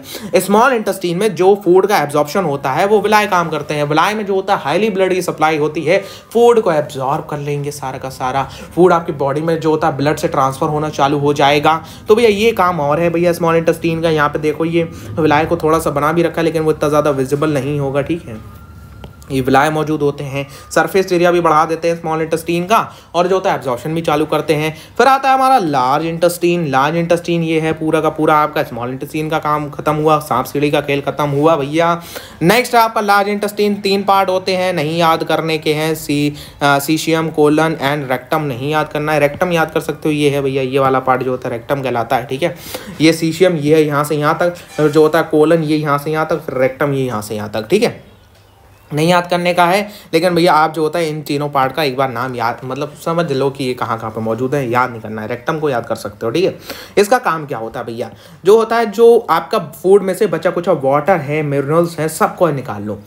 बिल्कुल फूड को जो होता है वो बचा कुचा माल ही रखना चाहिए, उसमें कुछ भी जो होता है नहीं होना चाहिए। मतलब बोले तो उसमें कोई भी बचा कुचा एलिमेंट नहीं होना चाहिए, वो सारे का सारा ये एब्जॉर्ब कर लेगा, और फिर जो होता है एनस के थ्रू जो होता है वो फीसेस आपकी एग्जिट कर जाएंगी, ठीक है। और पूरे के पूरे जो पेरिस्टाल्सिस आप सोच रहे थे सिर्फ यहाँ के यहाँ चलता है, ना ना ना ना ना ना ना ना भैया, जो होता है वो फूड को पूरे के पूरे उसमें लेके आता है, यहाँ सब में पेरिस्टाल्सिस चलता है। टीचर से अपने किसी से पूछ लेना भैया पेरिस्टाल्सिस कहाँ चलता है, मिनिमम लोगों को पता होता है भैया यहाँ चल रहा है, मैक्सिमम को पता होता है इसोफेगस में। गलत है भैया, पेरिस्टाल्सिस यहाँ भी, यहाँ भी, यहाँ भी, यहाँ भी, यहाँ भी, पूरे के पूरे डाइजेस्टिव ट्रैक्ट में चल रहा होता है भैया। यहाँ पे हमने खत्म कर दिया है ह्यूमन डाइजेस्टिव सिस्टम। थॉट की क्लैरिटी आ गई होगी, एकदम मस्त तरीके से क्लियर हो गया होगा थॉट एकदम आपका कि भैया डाइजेस्टिव सिस्टम क्या है, कहानी एकदम समझ में आ गई होगी। मैंने देखो कोई बुक का सहारा नहीं लिया है, कोई मैंने जो होता है प्रिंटेड मटेरियल का सहारा लिया है, पूरा का पूरा अपनी बेसिस पे समझाया है। एकदम आपको जो होता है प्यार से समझ आ जाना चाहिए। ये वो सारी की सारी चीज़ें हैं, जो सारी चीज़ें मैंने बताई हैं ना, वो बहुत डिटेल में रखी गई हैं। यहाँ पे क्वेश्चन भी लिख रखा है, ठीक है। अच्छा एक क्वेश्चन मैं भूल रहा था, मैं बता देता हूँ आपको। स्मॉल इंटेस्टीन का सबसे बड़ा स्मॉल इंटेस्टीन किसके पास में होता है, मतलब सबसे लंबा स्मॉल इंटेस्टीन किसके पास में होता है? क्वेश्चन होता है, point to be noted, please note कर लो इसको, क्वेश्चन आना है इसके ऊपर। अगर आएगा स्मॉल इंटेस्टीन के ऊपर कोई बढ़िया सा क्वेश्चन, आपके बोर्ड का एग्जामिनर रखा है आपका, यहाँ से घुमाना चाहता है आपको, वो क्वेश्चन एक देगा भैया लेंथ ऑफ स्मॉल इंटेस्टीन के ऊपर। लेंथ ऑफ स्मॉल इंटेस्टीन क्या होता है सर? स्मॉल इंटेस्टीन सबसे बड़ा सबसे लंबा किसके अंदर होता है? सबसे लंबा वो हर्बीवोर्स के अंदर होता है। सर क्यों होता है हर्बीवोर्स के अंदर सबसे लंबा स्मॉल इंटेस्टीन? इसलिए होता है क्योंकि वो जो ग्रास खाते हैं ना, उसमें सेल्यूलोज प्रेजेंट होते हैं, और सेल्यूलोज को जल्दी डाइजेस्ट करना मुश्किल होता है। तो भैया अगर हम लोग सेल्यूलोज खा लें, हमारे सेल्यूलोज जाएंगे वैसे ही, आएंगे भी वैसे ही, निकल भी वैसे ही जाएंगे, ठीक है भैया। तुम खाओगे ऊपर से, निकलेंगे नीचे से भी वैसे ही, क्योंकि हमारा स्मॉल इंटेस्टाइन उसको डाइजेस्ट नहीं कर पाएगा। टाइम लगता है सेल्यूलोज को डाइजेस्ट करने के लिए। तो हर्बीवोर जो ग्रास खाते हैं, please note that point that herbivore when eating grass, in grass are specific material present which is known as cellulose। तो सेल्यूलोज का डाइजेशन करने के लिए स्मॉल इंटेस्टीन की लेंथ को लंबा कर दिया जाता है, किसके अंदर? नेचर द्वारा, हर्बीवोर्स के अंदर, कि भैया हर्बीवोर्स में लार्जेस्ट स्मॉल इंटेस्टीन प्रेजेंट होगा। नेक्स्ट हम लोग बढ़ते हैं भैया। ये माउथ की बहुत अच्छी थ्योरी दे रखी है आपकी सारी पढ़ने के लिए, स्टमक के बारे में सारी चीजें लिख रखी हैं, हर एक चीज का फंक्शन लिख रखा है बहुत डिटेल के अंदर। स्मॉल इंटेस्टीन का फंक्शन लिख रखा है बहुत डिटेल के अंदर, लीवर का फंक्शन लिख रखा है भैया, पैनक्रिया का, बहुत अच्छी तरीके से आपका ये सारी चीजें मौजूद है। फिर हमने एक और जो होता है यहाँ पे डायग्राम बना रखा है, ये डायग्राम एसोसिएशन में लिया है कि भैया जो होता है ये कहाँ पे क्या चीज़ प्रेजेंट होता है, कहाँ पे किस चीज़ का डाइजेशन होता है। देखो भैया ये देखो, स्मॉल इंटेस्टीन में आपका स्टार्च का, प्रोटीन्स का और फैट्स का डाइजेशन होता है। कौन डाइजेस्ट कर रहा होता है? Intestinal enzymes. मैंने बताया था ग्लूकोज का, अमीनो एसिड्स का, फैटी एसिड्स का, ग्लिसरॉल का। लेकिन ये पूछा नहीं जाता है कभी, जनरली आपको पता होना चाहिए भैया ये कहाँ पे क्या हो रहा है।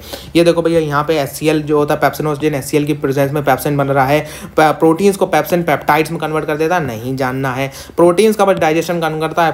पेप्सिन करता है। बस ये सारी चीज़ें आपको पता होना चाहिए। डाइजेशन का काम क्या होता है भैया? डाइजेशन का काम होता है फूड को उसके कॉन्स्टिट्यूएंट पार्टिकल्स में तोड़ दो, जिससे कि हमारी बॉडी उसको ले पाए, हमारी बॉडी उसको एब्जॉर्ब कर पाए। तो भैया एब्जॉर्प्शन का प्रोसेस, एब्जॉर्ब करने का प्रोसेस को हम लोग कहते हैं भैया एब्जॉर्प्शन। अभी मैंने बताया था भैया स्मॉल इंटेस्टाइन से ये चालू होता है। तो भैया स्मॉल इंटेस्टाइन इसका मेन रीजन है, मेन साइट है किसका, एब्जॉर्प्शन ऑफ फूड का। स्मॉल इंटेस्टाइन में मिलियंस ऑफ ये प्रेजेंट होते हैं। इसको क्या कहते हैं सर जी, इसको विल्ली कहते हैं। बिल्ली नहीं, वो वाली बिल्ली नहीं, कैट वाली बिल्ली नहीं, ये विलाय होता है, ठीक है। कुछ लोग इसको विल्ली प्रोनाउंस करते हैं, लेकिन ये विलाय है आपका। विलाय में क्या होता है भैया, विलाय के जो होता है ये inner surface of small intestine में प्रेजेंट होता है। देखो भैया इसमें जो होता है high supply of blood vessels है भैया, ब्लड कैपिलरीज इसमें बढ़िया तरीके से प्रेजेंट है। ये क्या करती हैं भैया, ये जो फूड आ रहा है ना, ये उसको जो होता है भैया क्या करते हैं, ये उसको एब्जॉर्ब कर लेते हैं। यहाँ से एब्जॉर्ब करेंगे भैया, तो एब्जॉर्ब करेंगे तो भैया यहाँ से क्या होगा भैया, ब्लड से फूड जाना चालू हो जाएगा। अब भैया जाना चालू होगा तो जाना कहाँ चालू होगा, पूरे का पूरे बॉडी में ये जाना चालू हो जाएगा। इसके प्रोसेस को हम लोग कहते हैं भैया absorption. In the presence of villi भैया internal walls of small intestine जो होता है बहुत बड़ा सरफेस एरिया हो जाता है। देखो भैया इसको स्ट्रेच करो, इसके ये दो एंड्स को पकड़ के स्ट्रेच करोगे ना, तो ये करीबन इतना बड़ा निकलेगा, इतना बड़ा, ठीक है। तो इससे सरफेस एरिया बढ़ रहा है, सरफेस एरिया समझ में आना चाहिए। जो धागा है ना, उसको अगर ऐसे करके कर दो, उसमें सिमटियाँ डाल दो, तो वो छोटे से एरिया में आ जाता है। उसको अगर खींचो स्ट्रेच करो तो ये बहुत बड़ा एरिया में आएगा। तो भैया इसलिए इनका सरफेस एरिया बढ़ जाता है और जो होता है फूड हो जाता है एब्जॉर्ब। यहाँ से जो होता है ये लिख रखा है कि लेक्टल यहाँ पे फैट्स को एब्जॉर्ब करता है भैया। ये लिम्फ वेसल इसको हाँ फैट्स कैरी करके ले जाती हैं, बाकी का काम ये ब्लड कैपिलरीज कर रही होती हैं, ठीक है। तो एब्जॉर्प्शन की साइड क्या है, स्मॉल इंटेस्टाइन। कौन किसकी प्रेजेंस में हो रहा होता है भैया, विलाय के प्रेजेंस में हो रहा होता है। एसिमिलेशन एक लाइन में बताता हूं भैया, एसिमिलेशन क्या है। एसिमिलेशन है आपके बॉडी के सेल्स को फूड मिल जाना और उनसे वो अपना खाना बनाएंगे। उस प्रोसेस को हम लोग क्या कहते हैं, उस प्रोसेस को हम लोग कहते हैं भैया एसिमिलेशन। उससे वो अपनी एनर्जी लेंगे भैया, ठीक है। अब बात आता है इजेशन का। इजेशन का जो होता है कुछ नहीं है भैया, इजेशन का जो होता है जो आप सुबह निकाल के आ जाते हैं वो इजेशन है। हमने जो होता है भैया पूरा का पूरा डाइजेशन का पार्ट खत्म कर लिया है। ये डाइजेशन का एक बहुत ही अच्छा सा माइंड मैप दे रखा है आपको, इससे आपका सारी चीज़ें क्लियर हो जाएंगी। नेक्स्ट आते हैं भैया डाइजेशन के बाद में भैया रेस्पिरेशन के ऊपर बात करते हैं जरा। रेस्पिरेशन की बहुत ही बढ़िया तरीके से, होप कर रहा हूँ किसी का जोश कम नहीं हुआ होगा, सारे लोगों का जोश एकदम हाई रहना। ब्रीदिंग या एक्सटर्नल रेस्पिरेशन भैया, ब्रीदिंग क्या होता है, जो आपका बाहरी है रेस्पिरेशन करते हो आप, सांस को अंदर खींचते हो, सांस को बाहर फेंकते हो, सांस को अंदर खींचते हो। हाँ सर जी मजा आ गया, ठीक है। सांस को अंदर खींचते हो उसे हम लोग कहते हैं इनहेलेशन। जब आप सांस को बाहर फेंकते हो, जब आप सांस को बाहर छोड़ते हो उसे हम लोग कहते हैं एक्सहेलेशन। तो भैया ये हो कैसे रहा है, जरा बात को समझते हैं भैया। हमारे जो फेफड़े हैं ना, हमारे लंग्स हैं, उनमें तो भैया कोई मसल्स है ही नहीं मौजूद, वो फिर कैसे खींचे जाते हैं। तो यहाँ पे काम आता है भैया आपका ये डायफ्राम। डायफ्राम क्या करता है भैया, आपके लंग्स को खींचने और छोड़ने का काम करता है। जैसे भैया हवा कैसे अंदर चली जाती है हमारे लंग्स के अंदर, बहुत सारे बच्चों का डाउट रहता है। तो भैया हवा ऐसे जाती है कि अगर कहीं पे भी कोई चीज ज्यादा मौजूद है, जैसे भैया आप एक ज्यादा बाल्टी को पानी से भर दो, उससे एक पाइप कनेक्ट कर दो भैया एक बाल्टी में जो खाली है, तो जाहिर सी बात है सर पानी किधर से किधर मूव करेगा, ऐसा जिधर से ज्यादा है उधर से कम तरफ मूव करेगा। वही होता है जब लंग्स हमारे खींचते हैं, जब हम सांस को अंदर खींचते हैं तो हमारे लंग्स एक्सपैंड कर जाते हैं। हमारे लंग्स एक्सपैंड कर गए तो भैया उनका जो प्रेशर होता है हमारे एटमॉस्फेरिक के प्रेशर के मुकाबले में, हमारा एटमॉस्फेरिक प्रेशर 1 atm होता है, 1 atm हमारा एटमॉस्फेरिक प्रेशर होता है। हमारे लंग्स का प्रेशर घट जाता है इस एटमॉस्फेरिक प्रेशर से। जब हमारे लंग्स का प्रेशर घट गया, एटमॉस्फेरिक प्रेशर बढ़ गया, तो हवा किधर से किधर मूव करेगी, क्योंकि भैया प्रेशर का बैलेंस बहुत जरूरी होता है। अब नेचर में हर चीज बैलेंस में रहती है, तो प्रेशर जो होता है बैलेंस करने के लिए हमारी हवा जो होता है वो बाहर से हमारे लंग्स की तरफ जाती है, लंग्स में प्रेशर बैलेंस हो जाता है। तो इस तरीके से हमारी हवा जो होता है वो लंग्स के अंदर मूव करती है। अब जब भैया एक्सहेलेशन होता है तो हमारे लंग्स सुकड़ जाते हैं। जैसे ही लंग्स सुकड़ते हैं तो उनका प्रेशर बहुत ज्यादा बढ़ जाता है, 1 atm से ऊपर चला जाता है, और हमारी जो हवा है वो लंग्स से निकल के भैया एटमॉस्फेयर में चली जाती है। ये है भैया mechanism of breathing. Pressure change होता है, कैसे होता है भैया देखिए जरा ध्यान से। जब हम लोग अंदर सांस खींचते हैं भैया, तो ये डायफ्राम जो होता है ये कुछ इस तरीके का होता है ऊपर, तो भैया ये नीचे की तरफ जाता है, लंग्स को ये पकड़े हुए है। जब ये नीचे की तरफ जाएगा तो लंग्स को खींच के जाएगा, तो लंग्स एक्सपैंड कर जाते हैं, उनका एरिया बढ़ जाता है, सरफेस एरिया बढ़ता है। सरफेस एरिया बढ़ गया, प्रेशर घट गया, तो किधर की तरफ एयर मूव करेगी, बाहर से एयर अंदर मूव कर जाएगी। अब नेक्स्ट है भैया एक्सहेलेशन। एक्सहेलेशन के टाइम क्या होता है, एक्सहेलेशन के टाइम ये जो हमारा डायफ्राम है ऊपर की तरफ मूव करता है। जैसे ही ऊपर की तरफ मूव करा इसने तो हमारा लंग्स कॉन्ट्रैक्ट कर गया भैया, सरफेस एरिया कम हो गया, लंग्स का प्रेशर लंग्स का बढ़ गया, एटमॉस्फेरिक प्रेशर से तो हवा अंदर से बाहर की तरफ निकल जाएगी जाके। तो जनाब ये होता है आपका मैकेनिज्म ऑफ ब्रीदिंग। यहाँ पर रिब केज भी कॉन्ट्रैक्ट कर रहा होता है तो लंग्स को और सिकोड़ देता है, ठीक है। रिब केज यहाँ पे एक्सपैंड करता है तो लंग्स भी एक्सपैंड कर जाते हैं जनाब। ये लिख रखा है this cause the air pressure, ये सारी चीजें हैं। अब भैया आते हैं रेस्पिरेशन के ऊपर। हमने हवा अंदर खींच ली, हमारे जो होता है अंदर फेफड़ों में हवा चली गई। जब हमारे फेफड़ों में हवा जाती है इससे क्या निकाली जाती है सर? इससे ऑक्सीजन निकाली जाती है। जब इससे ऑक्सीजन निकाली जाती है फिर ऑक्सीजन का कहाँ इस्तेमाल होता है सर? ऑक्सीजन का इस्तेमाल हमारे सेल करते हैं। वो जो खाने को हमने एब्जॉर्ब करा दिया था ना, अभी हमने खाने को अभी एब्जॉर्ब कराया था, वो खाना पड़ा हुआ है सेल में, आग जलाना है सेल को उस खाने को पकाने के लिए। हाँ सर वही काम है। तो रेस्पिरेशन भैया वो प्रोसेस है जिससे भैया जो कॉम्प्लेक्स ऑर्गेनिक मैटर हमारे सेल के अंदर प्रेजेंट होता है उसको ब्रोक डाउन करा जाता है एटीसी की मतलब उसको ब्रोक डाउन करते हैं भैया, उससे हमारी एनर्जी रिलीज होती है in the form of ATP. ATP क्या होता है सर? एटीपी होता है एडिनोसिन ट्राइफॉस्फेट। भैया ये कुछ इस तरीके का मॉलिक्यूल होता है, इस तरीके का मॉलिक्यूल होता है ये भैया, ये इस तरीके का मॉलिक्यूल होता है कुछ। अब भैया सर क्या है? ये हमारे सेल के खाना है। अब सेल क्या करेगा? सेल जो होता है इसको अगर आया उसने उसे भूख लगी है, उसने जो होता है इतना हिस्सा खा लिया। अब ये एटीपी कन्वर्ट हो जाता है एडीपी में। फिर जो होता है भैया और सेल को भूख लगी, उसने जो होता है इतना और खा लिया। फिर जो होता है ये एटीपी किस में कन्वर्ट हो जाता है? एएमपी में, एडिनोसिन मोनोफॉस्फेट। फिर अगर 2 है तो डाइफॉस्फेट, 3 है तो ट्राइफॉस्फेट। ये रिवर्सिबल रिएक्शन होती है इसकी, ठीक है। तो ये आपको मैंने थोड़ी चीज़ बता दी इसके बारे में, ये नहीं पढ़ना अभी आपको, ठीक है। चलिए एटीपी को जब इस्तेमाल किया जाता है तो भैया ये एडिनोसिन डाइफॉस्फेट में मोनोफॉस्फेट में बदल जाती है। तो ये चीज़ आपको समझ में आना चाहिए। तो भैया ग्लूकोज को ब्रेक डाउन किया जाता है। ग्लूकोज जो हमने अपने खाने से एब्जॉर्ब करा था, हमारी ऑक्सीजन की प्रेजेंस में एनर्जी बनती है, कार्बन डाइऑक्साइड बनती है। कार्बन डाइऑक्साइड हम निकाल देते हैं by the process of acceleration. Acceleration की प्रोसेस हम कार्बन डाइऑक्साइड को निकाल देते हैं। वाटर को भी हम जो होता है भैया एब्जॉर्ब कर लेते हैं, अपने काम में ले लेते हैं, ठीक है। टाइप्स ऑफ रेस्पिरेशन की बात करते हैं। इसमें सबसे पहले आता है आपका एरोबिक रेस्पिरेशन। ये चीज़ आपको अभी नहीं पढ़नी है भैया, ज़्यादा डिटेल में नहीं जाना। ये सेलुलर रेस्पिरेशन है, इसको बिल्कुल मत करना, बिल्कुल नहीं, बिल्कुल नहीं। इसको मैं गायब कर देता हूँ, सिंपल बात, इसको जो होता है गायब कर दो, ठीक है। ये आपको नहीं करने का है, ठीक है। चलिए जनाब एरोबिक रेस्पिरेशन की ज़रा बात करते हैं। Aerobic respiration, aerobic respiration sir, aerobic air के प्रेजेंस में जो रेस्पिरेशन हो रहा है ना सर, उसको क्या कहते हैं? उसको कहते हैं सर एरोबिक रेस्पिरेशन। यानी कि वो टाइप ऑफ रेस्पिरेशन जो आप नॉर्मल कंडीशन में करते हो। जैसे मैं अभी आपको बता रहा हूं, बैठ के आराम से समझा रहा हूं, आप समझ रहे हो, बेड पे लेट के पढ़ रहे हो, बैठ के पढ़ रहे हो, पैर ऊपर सर नीचे करके पढ़ रहे हो, कैसे भी पढ़ रहे हो रामलाल। तो एरोबिक रेस्पिरेशन का काम है भैया आपको जो होता है नॉर्मल कंडीशन में एयर प्रोवाइड करना। इस कंडीशन में आपकी बॉडी को एनर्जी मिलती रहनी चाहिए, ठीक है। तो जो रेस्पिरेशन जो कि ऑक्सीजन को इस्तेमाल करता है, aerobic means with air, air के साथ में जो रेस्पिरेशन होता है उसे हम लोग क्या कहते हैं? उसे हम लोग कहते हैं भैया aerobic respiration. Aerobic respiration slow होता है, धीरे धीरे आराम से हो रहा होता है। इसमें ज्यादा अमाउंट ऑफ एनर्जी प्रोड्यूस होती है, बहुत ज्यादा अमाउंट ऑफ एनर्जी निकलती है इसके अंदर। आपको समझ में भी आना चाहिए भैया। ये देखो, ये डायग्राम है, बस इतनी चीज पकड़ने की है कि भैया यहाँ पे 36 एटीपी ऑफ एनर्जी निकलती है। बाकी कोई इस डायग्राम से चीज नहीं पकड़ने की है। रख लेते हैं इसको, चलो कोई बात नहीं, रख लेते हैं। तो भैया इस डायग्राम से बस इतनी चीज आपको पता होना चाहिए। तो एरोबिक रेस्पिरेशन क्या है सर? एरोबिक रेस्पिरेशन वो रेस्पिरेशन है जो हमारा एयर के साथ में हो रहा है। हमारा एयर की प्रेजेंस में जो रेस्पिरेशन होगा उसे हम एरोबिक रेस्पिरेशन कहेंगे। Anaerobic respiration, anti aerobic respiration. Sir anti aerobic आज पहली बार सुन रहे हैं सर? अरे पहली बार मत सुनो भैया। एनएरोबिक, एनएरोबिक नहीं होता ये होता है भैया anti aerobic respiration. Anti aerobic respiration, note down this point. मैं यहाँ पे इसको लिख भी दे देता हूं, anti AERO aerobic respiration, anti aerobic respiration होता है जनाब। ये एनारोबिक किसने कह दिया जनाब? एंटी एरोबिक रेस्पिरेशन, एरोबिक का उल्टा रेस्पिरेशन होता है एंटी एरोबिक रेस्पिरेशन। ये रेस्पिरेशन बहुत ही क्विक होता है, फास्ट वे में होता है। कब होता है सर? जब आप भाग दौड़ कर रहे हो, तेजी से, आपको ऑक्सीजन की रिक्वायरमेंट नहीं है, आप ऑक्सीजन होते ही नहीं ले पा रहे हो, उसे हम लोग कहते हैं भैया एनारोबिक रेस्पिरेशन, नहीं एंटी एरोबिक रेस्पिरेशन। इसमें जो माइक्रो ऑर्गेनिज्म है ना, जैसे भैया ईस्ट हो गया, ये ऑक्सीजन की इसमें ज़्यादा ज़रूरत नहीं होती है। अरे ज़रूरत क्या, इसमें ऑक्सीजन की ज़रूरत ही नहीं होती है।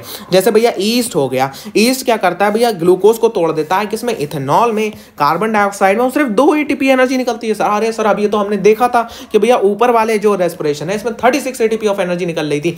मतलब भैया जो ये जल्दी का काम है ना, ये शैतान का ही काम है सही में बताऊँ तो। एनारोबिक रेस्पिरेशन में आपकी एनर्जी निकलती नहीं है, एनर्जी ज़्यादा नहीं निकलती है, ठीक है। अब हम ह्यूमन्स कब इसका इस्तेमाल करते हैं? ह्यूमन्स हम जो होता है एनर्जी को एरोबिक रेस्पिरेशन से तब लेते हैं जब हम बहुत ज़्यादा भागदौड़ कर रहे हैं, बहुत तेज़ी से हम कोई काम कर रहे हैं, हमारी सांस फूल रही है, हमें ऑक्सीजन लेने का टाइम नहीं है, तो हम जो होता है एरोबिक रेस्पिरेशन का इस्तेमाल नहीं करेंगे, हम एनारोबिक रेस्पिरेशन का इस्तेमाल करेंगे हमारी एनर्जी को लेने के लिए। ये कहाँ होता है भैया, ये हमारे जो होता है मसल टिश्यू में हो रहा होता है। एरोबिक रेस्पिरेशन कहाँ होता है हमारे अंदर सर जी, ये क्या है, ये है माइटोकॉन्ड्रिया, ये सेल के अंदर हो रहा होता है। एनारोबिक रेस्पिरेशन कहाँ हो रहा होता है या एंटी एरोबिक रेस्पिरेशन कहाँ होता है सर, ये मसल टिश्यू के अंदर होता है, ये विगरस फिजिकल एक्सरसाइजेस के दौरान होता है भैया। ये भैया इसका जो होता है पूरा का पूरा जो होता है वो बना रखा है हमने एक फ्लो चार्ट, तो ये देख लीजिए जनाब, ये इसमें जो होता है एरोबिक में आपका माइटोकॉन्ड्रिया में हो रहा है, मसल सेल में हो रहा है, और हमने एक ऑर्गेनिज्म पढ़ा था ईस्ट के अंदर हो रहा है भैया। ये ठीक है, आपको समझ में आना चाहिए भैया। तो ये इसके दोनों के डिफरेंसेस भी हैं, आपको समझ में आ जाएंगे इससे। अब हम बात करते हैं जरा कुछ टाइप ऑफ एनिमल्स की, कि भैया कुछ टाइप ऑफ एनिमल्स में किस टाइप ऑफ रेस्पिरेशन होता है। सबसे पहले अगर मैं बात करूँ तो भैया यूनिसेलुलर जो एक सिंगल सेल के होते हैं ना, वो आपका डिफ्यूजन ही करते हैं। वो डिफ्यूजन क्या होता है सर, अरे बोले तो उनका तो सिंगल ही सेल है, ऑक्सीजन को इधर से अंदर ही खींच लो पकड़ के। डिफ्यूजन भैया जहाँ पे भी सिंगल सेल होगा वहां पे डिफ्यूजन होगा जनरली। अब भैया हमारे अंदर क्यों नहीं हो पाता डिफ्यूजन? अरे डिफ्यूजन भैया सिंगल सेल के लिए बहुत आसानी से हो जाता है, लेकिन तुम्हारे पास तो ट्रिलियन ऑफ सेल है, तो तुम्हारे पास तो अगर डिफ्यूजन होने को बैठ गया ना, तो डिफ्यूजन जब तक होगा तब तक तो तुम्हारे प्राण निकल चुके होंगे, क्योंकि भैया एनर्जी पहुंचेगी ही नहीं। बहुत स्लो प्रोसेस है, बहुत धीरे धीरे होता है डिफ्यूजन, हमें फास्ट एनर्जी की रिक्वायरमेंट होती है। तो भैया कुछ यूनिसेलुलर ऑर्गेनिज्म क्या करते हैं, सिंपल डिफ्यूजन कर लेते हैं। अर्थवॉर्म में क्या होता है, अर्थवॉर्म में भैया उनकी स्किन का इस्तेमाल होता है, उनके जो ऊपर की स्किन है उसी का इस्तेमाल करते हैं, उसको हम लोग क्यूटेनियस रेस्पिरेशन कहते हैं।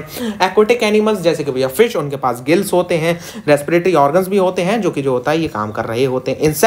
इंसेक्ट सर जी, इंसेक्ट भैया जैसे कि ग्रास हॉपर, कॉकरोच, इनके पास में स्पेरिकल्स होते हैं, जिससे ये जो होता है भैया स्पाइरल्स होते हैं, मतलब छोटे छोटे छेद प्रेजेंट होते हैं, उनसे जो होता है रेस्पिरेशन करते हैं। ये हमने उसी आपके क्वेश्चन का जवाब दे रखा है भैया। डिफ्यूजन क्यों इनसफिशिएंट है, यहाँ से आप पढ़ सकते हैं जनाब, पेज नंबर है आपका 16, यहाँ से आप पढ़ सकते हैं।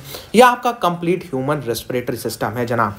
कंप्लीट ह्यूमन रेस्पिरेटरी सिस्टम को समझ लेते हैं, या आपको जो होता है ये चीज़ें मैंने समझा दी हैं, फिलहाल ये आपको आना चाहिए। ये डायग्राम जो होता है आपका एकदम क्लियर होना चाहिए। ये बहुत अच्छा सा डायग्राम हमने उठाया भैया एसोसिएशन के साथ में, तो ये आपका डायग्राम एकदम क्लियर होना चाहिए भैया। इसमें क्या क्या चीज़ें दे रखी हैं, सबसे पहला कहानी चालू होती है नॉस्ट्रिल से, ओपनिंग है जहाँ से एयर अंदर जाएगी, फिर नेजल चैम्बर है जहाँ से जो होता है एयर को फिल्टर करा जाएगा, वार्म अप करा जाएगा, फिर भैया फेरिंग्स है।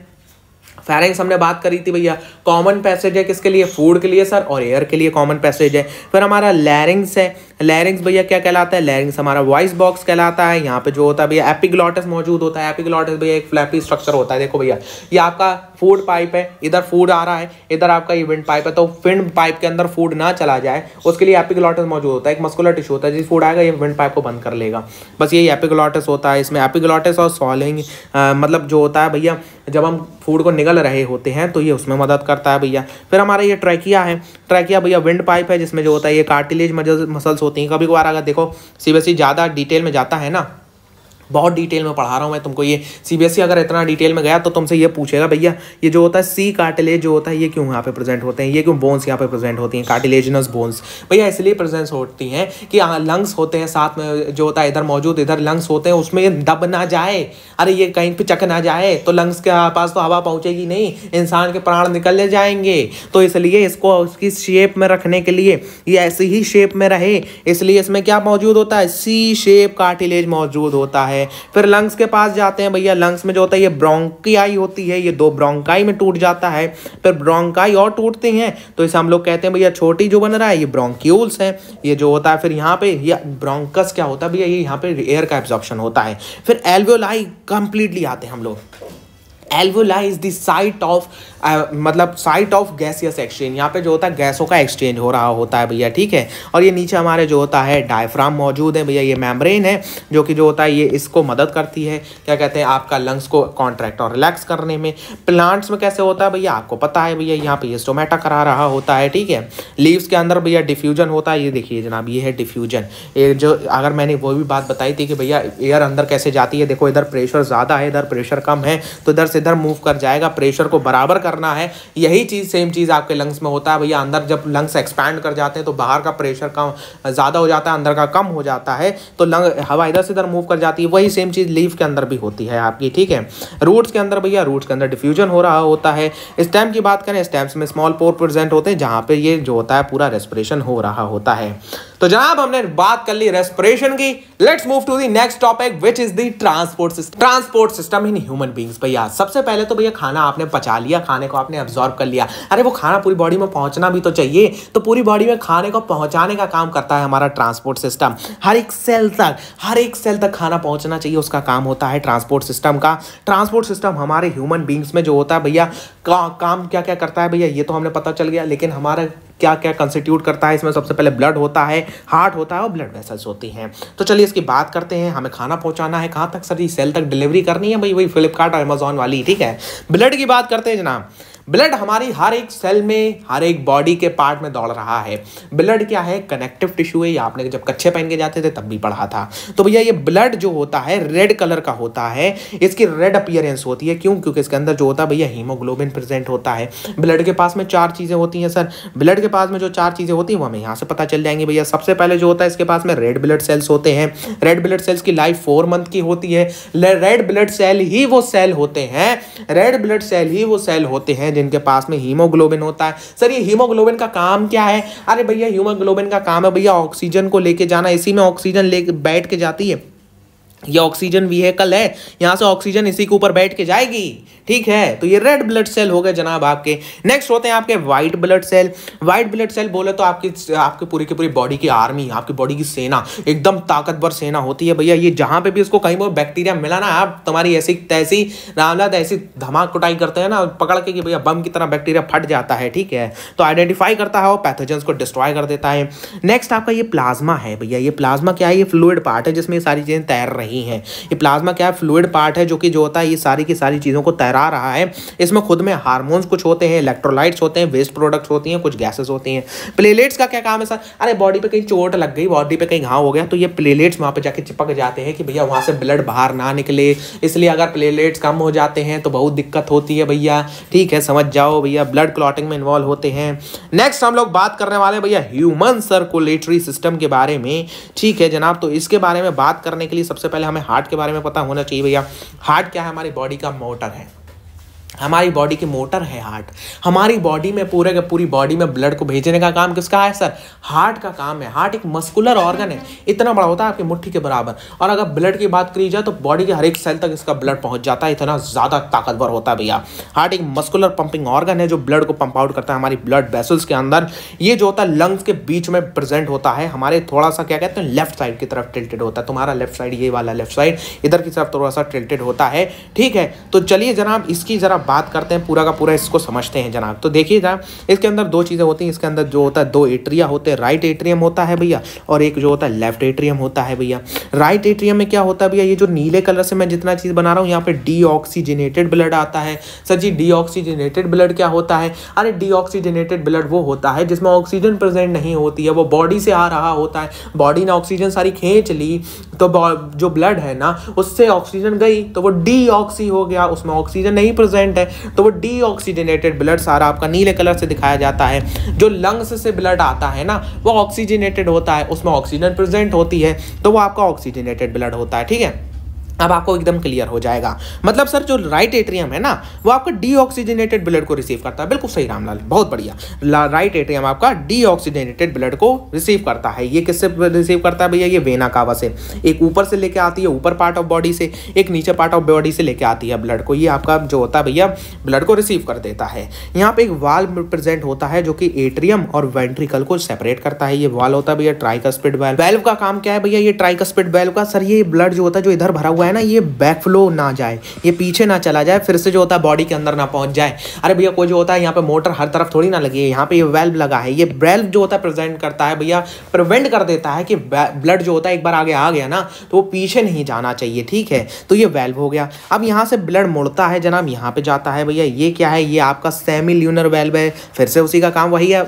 तो मैं नाम नहीं पढ़ने यार, तुम्हें सिर्फ इतना पता होना चाहिए भैया वाल्व का काम क्या है। वाल्व का काम है कि भैया ब्लड जो होता है पीछे ना लौट के आए, आगे ही जाना चाहिए, ठीक है। अब जो होता है ये राइट वेंट्रिकल में जो होता है ब्लड आ जाता है भैया, कहाँ से आता है भैया? राइट एट्रियम से। ये ब्लड को पंप कर देता है आर्टरी में।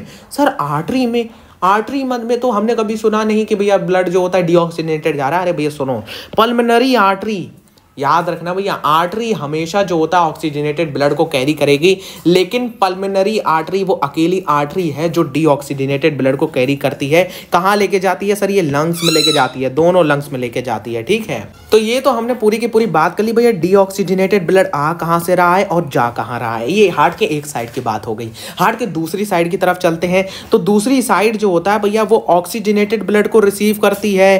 कहाँ से सर? ये लेफ्ट एट्रियम में रिसीव करती है। कहाँ से आता है भैया? पल्मोनरी वेन से। सर वेन, अरे सर वेन के बारे में तो हमने सुना था भैया, ये डीऑक्सीजनेटेड ब्लड को कैरी करती है ना। पल्मोनरी आर्टरी और पल्मोनरी वेन ये उल्टा है मामला। ये एक ऐसी वेन है पल्मोनरी वेन जो ऑक्सीजनेटेड ब्लड को कैरी करती है। कहाँ से लेके आती है सर? ये लंग्स से लेके आती है। कहाँ? लेफ्ट एट्रियम में, लेफ्ट एट्रियम ऑफ हार्ट में, इधर लेके आती है ये ब्लड को लंग्स से। अब यहाँ पे ब्लड आ गया सर, यहाँ पे ब्लड आ गया, ठीक है भैया, यहाँ भर गया आके, फिर ये वेल्व खुलेगा, ब्लड आपका जो होता है एट्रियम से वेंट्रिकल में जाएगा। वेंट्रिकल में गया सर, हाँ गया, तो फिर इधर से जो होता है ये ब्लड मूव कर जाता है इधर की तरफ। अब जब ये इधर की तरफ जाएगा तो ये पूरी बॉडी में जाने के लिए तैयार है। पूरी बॉडी में जब ये जाएगा तो ये जाता है भैया आयोटा के जरिए। यहां से ब्लड जैसी मुड़ा, ये पूरी बॉडी में जाने के लिए तैयार है। पूरी बॉडी में ये जाता है भैया आयोटा से। आयोटा क्या है याद रखिए भैया, आयोटा, आयोटा बहुत सारे लोग अलग अलग प्रोनाउंसिएशन इसका मारते हैं। तो भैया आयोटा क्या है भैया? आयोटा आपकी लार्जेस्ट आर्टरी है, लार्जेस्ट आर्टरी है हमारी बॉडी की, जो पूरी की पूरी बॉडी में ये ब्लड को डिस्ट्रीब्यूट करती है। ठीक है जनाब, ये चीज़ आपको एकदम क्लियर होनी चाहिए भैया। ये बाइकस्पिड वाल्व, ये लेफ्ट वेंट्रिकल के बारे में कुछ लिख रखा है। वाल्व का नाम मत याद रख लेना, ठीक है, नाम नहीं याद करने का तुम्हें, बस इधर ये पता होना चाहिए अच्छा वाल्व मौजूद है। नहीं लिख के आओगे तो कौन सा तुम्हें पीएचडी करना है, ठीक है, इसके अंदर तो 12th के अंदर तुम्हें ये नाम याद करने हैं, अभी नहीं याद करने। ये बाइकस्पिड वाल्व है, ये जो होता है भैया आपका ट्राइकस्पिड वाल्व है, और ये आपका सेमिल्यूनर है। ठीक है, 12th के अंदर तुमको ये नाम याद करने, अभी नहीं याद करने हैं। सर ये आपने समझा क्या दिया हमको? अभी ये पूरा का पूरा इधर से फ्लो आके इधर से, और इधर से आके इधर से, ये मैंने आपको कार्डिक साइकिल बता दी पूरी। अरे सर कार्डिक साइकिल पूरी समझा दी? हाँ भाई ये कार्डिक साइकिल ही है। हार्ट भी समझा दिया, कार्डिक साइकिल भी समझा दी, एक तीर दो निशान, एक काम खत्म। सर्कुलेटरी सिस्टम या कार्डिक साइकिल, अरे सर ये होता क्या है? अरे सुनो ध्यान से, ये जो हार्ट का दो ये वाले हिस्से है ना, ये एट्रियम, एट्रियम दोनों एक साथ कॉन्ट्रैक्ट करते हैं। दोनों एक साथ कॉन्ट्रैक्ट करेंगे तो दोनों तरफ से ब्लड इधर आएगा। अब जब दोनों तरफ से ब्लड इधर आ गया, फिर ये वेंट्रिकल एक साथ कॉन्ट्रैक्ट मारेंगे, और वेंट्रिकल्स का जो कॉन्ट्रैक्शन होता है वो एट्रियम्स के मुकाबले में बहुत ज्यादा टाइट होता है, बहुत ज्यादा फोर्स के साथ में कॉन्ट्रैक्ट करते हैं।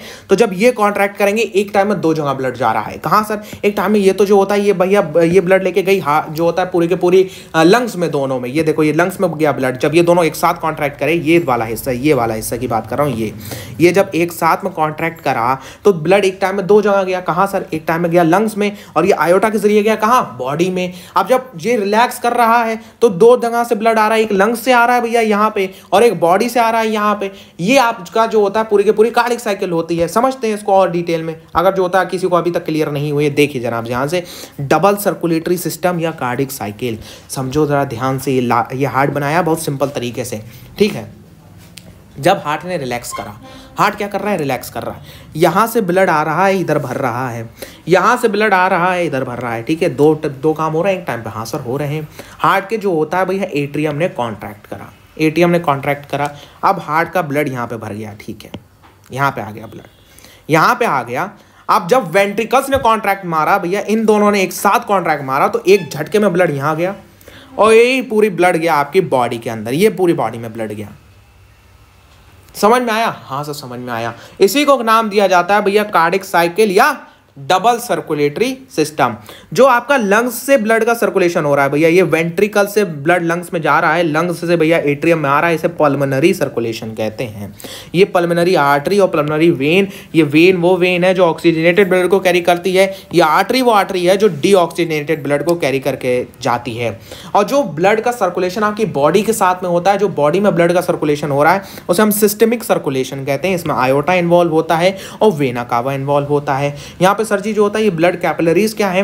ब्लड कैपिलरीज आपकी single cell thin blood vessels होती हैं, जो आपके हर एक सेल तक ब्लड को पहुंचाने का काम करती हैं भैया। यहाँ पे ब्लड वेसल्स की कैरेक्टरिस्टिक पढ़ लेते हैं भैया। ये देखिए जनाब आर्टरी कैसी होती है। आर्टरी में देखो सबसे पहली बात, आर्टरी ब्लड को लेके जा रही है, कहां से? हार्ट में से। हार्ट ने बहुत जोर लगा के ब्लड को भेजा है ना सर, तो यहाँ पे ब्लड प्रेशर कैसा होगा? ब्लड प्रेशर से ज्यादा होगा, जाहिर सी बात है। तो भैया इसमें जो होता है ज्यादा ब्लड प्रेशर की वजह से इसकी जो होता है इलास्टिक वैल्व, इसकी इलास्टिक वॉल्व होती है, इलास्टिक वॉल्व होती है, इसमें कोई वैल्व नहीं प्रेजेंट होता है, वैल्व नहीं प्रेजेंट होता है, थिक वॉल्व होती है और इलास्टिक होती है खिंचने वाली, कि अगर ज्यादा ब्लड का प्रेशर आ जाए तो भी ये ना फटे ना टूटे, ठीक है। इसमें वैल्व नहीं होते हैं, ऑक्सीजनेटेड को ब्लड को कैरी करती है एक्सेप्ट पल्मोनरी आर्टरी। भैया वेन क्या होती है? भैया वेन्स जो होता है ब्लड को कहां से लेके आती है? बॉडी से या लंग से कहां लेके आ रही है? हार्ट की तरफ लेके आ रही। इसमें क्या ब्लड प्रेशर ज्यादा होगा? नहीं सर, नहीं होगा ज्यादा। तो भैया ये जो होता है इसकी थिन वॉल्व होती है और इनइलास्टिक होती है। थिन होती है मतलब पतली होती है, और इलास्टिक नहीं होती है क्योंकि इसमें ब्लड प्रेशर उतना नहीं होता है। इसमें वैल्व प्रेजेंट होते हैं सर। इसमें क्या प्रेजेंट होते हैं? इसमें वैल्व प्रेजेंट होते हैं कि भैया ब्लड अगर यहाँ तक आ गया फिर वापस ना जाए, ठीक है। तो यहाँ पे ये चीज है, डीऑक्सीजनेटेड ब्लड को कैरी करती है एक्सेप्ट पल्मोनरी वेन। अब भैया ये यहाँ पे ये कैपिलरीज होती हैं। कैपिलरीज भैया सिंगल सेल थिन वेसल्स होती हैं जो आपके पूरी बॉडी में ब्लड को डिस्ट्रीब्यूट करने का काम करती हैं। ब्लड प्रेशर के बारे में कुछ चीज समझ लेते हैं। ब्लड प्रेशर क्या होता है? प्रेशर क्या होता है भैया? किसी भी एक पार्टिकुलर एरिया पे कितनी फोर्स लग रही है उसे हम प्रेशर कहते हैं, ठीक है भैया। जो प्रेशर ब्लड एक्सर्ट करता है कहाँ पे? ब्लड वेसल्स पे ऊपर, उसे हम लोग ब्लड प्रेशर कहते हैं। नॉर्मली भैया ये दो तरीके के होते हैं। इसको नापा कैसे जाता है ये इंपॉर्टेंट है भैया।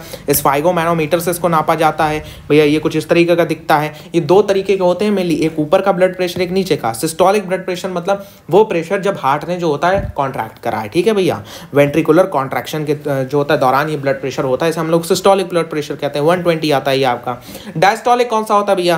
डायस्टोलिक होता है भैया जब हार्ट जो होता है आपका क्या कहते हैं रिलैक्स कर रहा है, वेंट्रिकुलर्स आपके रिलैक्स कर रहे हैं, ये वो ब्लड प्रेशर होता है भैया। ट्रांसपोर्टेशन इन प्लांट्स, भैया बचपन से पढ़ते चले आ रहे हो ट्रांसपोर्टेशन इन प्लांट। सबसे पहली बात है इसमें जाइलम का प्रेजेंट होता है। फूड और वाटर को ही तो हमें ट्रांसपोर्ट करना है। हाँ सर, वही नहीं, दोनों को ट्रांसपोर्ट करना है।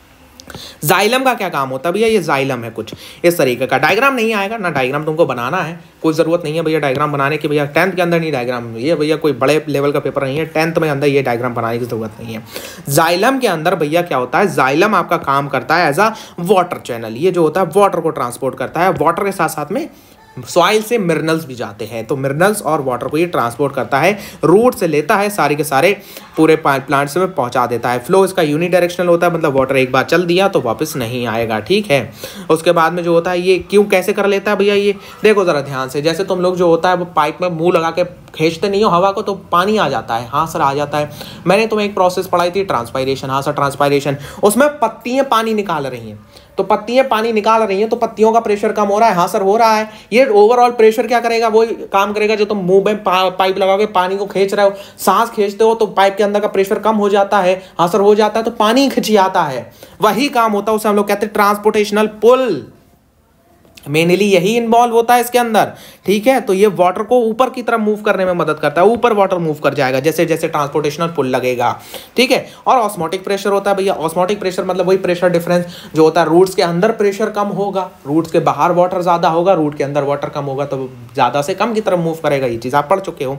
फ्लोएम का क्या काम होता है भैया? उल्टा फूड का ट्रांसपोर्ट करता है भैया। इस प्रोसेस को इन्वॉल्व देते हैं, इस प्रोसेस को हम एक नाम देते हैं कि भैया जो होता है ये ट्रांसलोकेशन है, ठीक है। इसमें शुगर जाता है, अमाइनो एसिड जाता है, प्रोटीन जाते हैं और बहुत सारी चीजें जाती हैं, ठीक है। यहाँ पे ये जो होता है भैया आपकी एक ऐसी प्रोसेस है जिसमें जो होता है एटीपी का इन्वॉल्वमेंट होता है। नेक्स्ट ये आपका कुछ माइंड मैप दे रखा है आपकी सहूलियत के लिए, आप इससे पढ़ सकते हो अच्छी तरीके से। लास्ट टॉपिक पे आते हैं भैया लाइफ प्रोसेस के, एक्सक्रीशन। एक्सक्रीशन हमारा आखिरी टॉपिक है भैया। जो खाया है उसे निकालोगे नहीं, अरे रामलाल निकालोगे नहीं तो कहाँ जाओगे? हाँ सर निकालना तो पड़ेगा। तो भैया ये एक्सक्रीशन है। एक्सक्रीशन बोले तो भैया वो जो आपने खाया था उसे निकालना है, ठीक है। तो निकालने की प्रोसेस है एक्सक्रीशन। ह्यूमन एक्सक्रीटरी सिस्टम की बात करते हैं भैया। ह्यूमन एक्सक्रीटरी सिस्टम में क्या होता है हमारे, देखो जो एक तो वो हमने डाइजेस्टिव सिस्टम में हमने एक्सक्रीशन पढ़ लिया। अब हमारे जो मिनरल्स एब्जॉर्ब हो गए हैं, जो हमारे सेल का वेस्ट मटेरियल है, सेल जो होता है जो मटेरियल निकाल रहा है उसे कहाँ से निकालेंगे? उसे हम निकालते हैं भैया यहाँ से। ह्यूमन एक्सक्रीटरी सिस्टम भैया एक जो होता है वो मेटाबॉलिक वेस्ट को निकाल देता है भैया बॉडी से। जैसे भैया नाइट्रोजीनियस वेस्ट हो गए, यूरिया हो गया, अमोनिया हो गया, अमोनिया एसिड हो गया, यूरिया हो गया, यूरिक एसिड हो गया, ये हमारे जो होता है बॉडी के वेस्ट होते हैं। देखो नाइट्रोजीनियस वेस्ट को किडनी निकालती है, CO2 को लंग्स निकाल देते हैं, वाटर को स्किन निकाल देती है, स्किन से वाटर पसीने के फॉर्मेट में निकल जाता है। ठीक है, अब भैया ये किडनी होती है, किडनी का स्ट्रक्चर नहीं पढ़ना है सर भैया, समझ लो भैया ये दो होती हैं, किसकी शेप की होती हैं भैया, बीन शेप होती हैं भैया। फंक्शन क्या होता है इनका भैया, ये यूरिया और यूरिक एसिड को निकालने में काम करती हैं, पीएच बैलेंस को मेंटेन करती हैं, और भैया H2O और सॉल्ट बैलेंस को मेंटेन करती हैं। हाँ सर भैया बहुत अच्छी तरीके से पता है हमको। इनका जो अटैचमेंट होता है भैया, ये हमारा रीनल आर्टरी, इसमें जो होता है ब्लड लेके आती है। अभी इनके जो हम लोग जो होता है स्ट्रक्चरल यूनिट की तरफ भी बात करेंगे, रीनल वेन इनसे जो होता है भैया ब्लड लेके जाती है। ठीक है, अब इसमें से जो वेस्ट इकट्ठा होता है वो आपका क्या कहते हैं भैया, ये आपका यूरेथ्रा के थ्रू भैया ये आ जाता है भैया यूरिनरी ब्लैडर के अंदर भैया, यूरेटर्स के थ्रू। ये यूरेटर्स हैं आपके, ये दो होते हैं, इसको आपको याद रखना है। ये दो यूरेटर्स के थ्रू कहाँ पे आ जाता है आपका, ये आ जाता है भैया आपका यूरिनरी ब्लैडर के अंदर। यूरिनरी ब्लैडर के अंदर भैया जब आ जाता है तो यूरिन होता है, ये किडनी जो चीज़ जो वेस्ट मटेरियल निकालती है वाटर के फॉर्मेट में, उसे हम लोग कहते हैं यूरिन। यूरिन भैया ये यहाँ पे लेके आता है यूरेटर के अंदर, आपका पूरा का पूरा यूरिन इकट्ठा होता है। जब प्रेशर पड़ता है तो फिर ये यूरेथ्रा के थ्रू निकल जाता है। ठीक है भैया, एक्सपेल्स यूरिन। ठीक, तो पेयर्स ऑफ यूरेटर्स होते हैं, ये चीज़ आपको याद में रखना है। यूरेथ्रा होता है, ये आपको याद में रखना भैया, और ये पूरा डायग्राम आपका आता है, बना लेना, कोई इसमें ज़्यादा नहीं है। ज़्यादा आपको ये किडनी के बारे में ऊपर नहीं लिखना, बस किडनी बीन शेप होती है, रीनल वेन है, ये रीनल आर्टरी है, बस इतना सा। अब आते हैं भैया इसके ऊपर जो आपका आखिरी है, आपका यूरिन कैसे बनता है, नेफ्रॉन।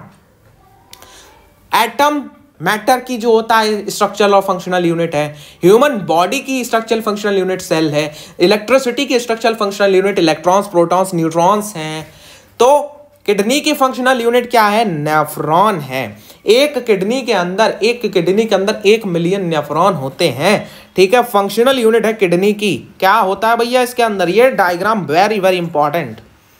नेफ्रॉन न्यूरॉन में कंफ्यूज मत हो जाना, अभी जो होता है कंट्रोल एंड कोऑर्डिनेशन भी आएगा। नेफ्रॉन अलग है, न्यूरॉन अलग है भैया। नेफ्रॉन का डायग्राम पूछा जाए तो नेफ्रॉन का बनाना, न्यूरॉन का मत बना देना। ठीक है, गलती हो चुकी है किसी से तो जो होता है बता रहा हूँ तुमको, बहुत गलत हो जाता है, क्योंकि 5 नंबर के आता है ये, 5 नंबर में डायग्राम आता है भैया बनाने के लिए। होता क्या भैया, सबसे पहले यहाँ पे ब्लड वेसल आई, ब्लड वेसल आई तो ये ग्लोमेरुलस होता है भैया, ये भैया ग्लोमेरुलस होता है सबसे ऊपर। ब्लड में से सारी चीजें निकाल दी जाती हैं, RBC, WBC, प्लेटलेट्स, सिर्फ प्लाज्मा बचता है ब्लड के अंदर, प्लाज्मा बचता है। फिर यहाँ पे ये बाउमेन कैप्सूल, ये ग्लोमेरुलस के अंदर भैया ये बाउमेन कैप्सूल क्या करता है भैया, यहाँ पे सारी की सारी प्राइमरी यूरिन क्रिएट हो जाती है, प्राइमरी यूरिन क्रिएट हो गई। यहाँ पे भैया सेलेक्टिव ये ब्लड वेसल इधर आती है। ये पूरा डायग्राम नहीं है, या ना आपके एनसीईआरटी में दे रखा है, यहाँ पे कुछ दे रखा होगा उन्होंने, लेकिन वो इतना भी नहीं है, पूरा आप आगे पढ़ोगे। यहाँ पे ब्लड वेसल ऐसे आती है, ये इसको ऐसे करके इसके ऊपर लूप करते हुए यहाँ पे भैया सिलेक्टिव रीअब्जॉर्प्शन चालू हो जाती है, यहाँ से यहाँ तक। सिलेक्टिव रीअब्जॉर्प्शन सर जी क्या होता है, जो चीज़ें इंपॉर्टेंट हैं ब्लड के लिए वो रीअब्जॉर्ब हो जाती हैं, जैसे भैया amino acid, glucose, salt, RBC और बहुत सारी चीज़ें जो ब्लड के लिए इंपॉर्टेंट है सब एब्जॉर्ब हो जाती हैं दोबारा। उसके बाद में भैया ये आता है loop of Henle. Loop of Henle ये रीनल ट्यूब होती है भैया, इसमें जो होता है लूप्ड रीजन होता है। यहाँ पे भैया और चीज़ें रीअब्जॉर्ब हो जाती हैं भैया। रीअब्जॉर्प्शन सर ये कौन सी प्रोसेस से हो रहा है, रीअब्जॉर्प्शन आपका डिफ्यूजन से हो रहा है। यहाँ पे और चीज़ें रीअब्जॉर्ब हो गई। अब बचा कुचा जो है ना भैया, वो बचा कुचा भैया यहाँ पे ट्यूबुलर सेक्शन में होता है भैया। ट्यूबुलर सेक्शन में यहाँ से चालू होता है, ये ट्यूबुलर सेक्शन में आपका जो होता है भैया अल्टीमेट यूरिन इकट्ठा हो चुका होता है, जो कि 1 to 1.2 लीटर्स होता है पर डे। यहाँ से कलेक्टिंग डक्ट होती है, ये हर नेफ्रॉन से निकल रही होती है। हर नेफ्रॉन से ये अल्टीमेटली आपका यूरिन को इकट्ठा करके उसको कॉन्सेंट्रेट कर देती है। ठीक है, ओवरऑल एक्सक्रीटरी पाथवे दे रखा है भैया, एक्सक्रीटरी पाथवे, रीनल वेन, फिर किडनी, फिर जो होता है नेफ्रॉन, फिर जो होता है भैया urine, ureter, urinary bladder, urethra. Very very important, इसी से अगर क्वेश्चन आ जाता है भैया। कभी कभार जो होता है वो एनालॉजी बताने के लिए कहता है कि सबसे पहले कौन आएगा, किडनी आएगी, नेफ्रॉन आएगा, तो एनालॉजी आपकी यहाँ से क्लियर हो जाएगी। नेक्स्ट हम लोग बात करते हैं भैया डायलिसिस के बारे में। अगर किसी की जो होता है किडनी फेलियर हो जाता है, होप करते हैं किसी का भी ना हो, तो अगर ऐसा हो जाता है भैया, ये आर्टिफिशियल किडनी का इस्तेमाल किया जाता है। यहाँ पे वो किडनी वाला ही काम होता है भैया, ब्लड को प्यूरिफाई करना। ठीक है, अब भैया प्लांट्स की बात करें तो प्लांट्स में गैसियस एक्सचेंज भैया होता है, स्टोरेज होती है। हाँ, स्टोरेज की बात करी जाए भैया, स्टोरेज में जो होता है ये जो बचा कुचा फूड होता है प्लांट का, उसको स्टोर कर लिया जाता है इन दी फॉर्म ऑफ रेजिन या लेटेक्स की फॉर्म में। ठीक है, तो वुड में ये इसको स्टोर कर लिया जाता है। ट्रांसपोर्टेशन ये आपको सब चीज़ें पता है। ओवरऑल आपका चैप्टर, सबसे बड़ा चैप्टर आपका क्लास 10th का लाइफ प्रोसेस होता है यहाँ पे समाप्त। यहाँ पे हमारा डे नंबर 10 भी हो जाता है समाप्त। देखते हैं भैया कितने बच्चे रुके हुए हैं। दी चैट बॉक्स जो भी रुका है जल्दी से भैया हाउस द जोश एकदम हाई लिख दो सर जी, जोश एकदम हाई रहना चाहिए। होप करते हैं आपकी थॉट की क्लैरिटी आ गई होगी। चैप्टर आपका इधर सेट हो गया होगा, इधर भी और इधर भी एकदम सेट हो गया होगा। अगर अच्छी लगी वीडियो बहुत मेहनत लगाइए भैया, वन शॉट में बनाइए एक साथ बैठ के, ठीक है। तो आपको वीडियो को एक लाइक जरूर करना पड़ेगा भैया और अपने अपने दोस्तों में इसको जरूर शेयर कर दिया। अगर आप पहली बार आ रहे हैं चैनल के ऊपर, चैनल को सब्सक्राइब कर लिया। मैं मिलता हूँ आपसे नेक्स्ट वीडियो के ऊपर, तब तक goodbye, have a nice day और ऐसी पढ़ते रहिए ऐसे ही फोर्थ।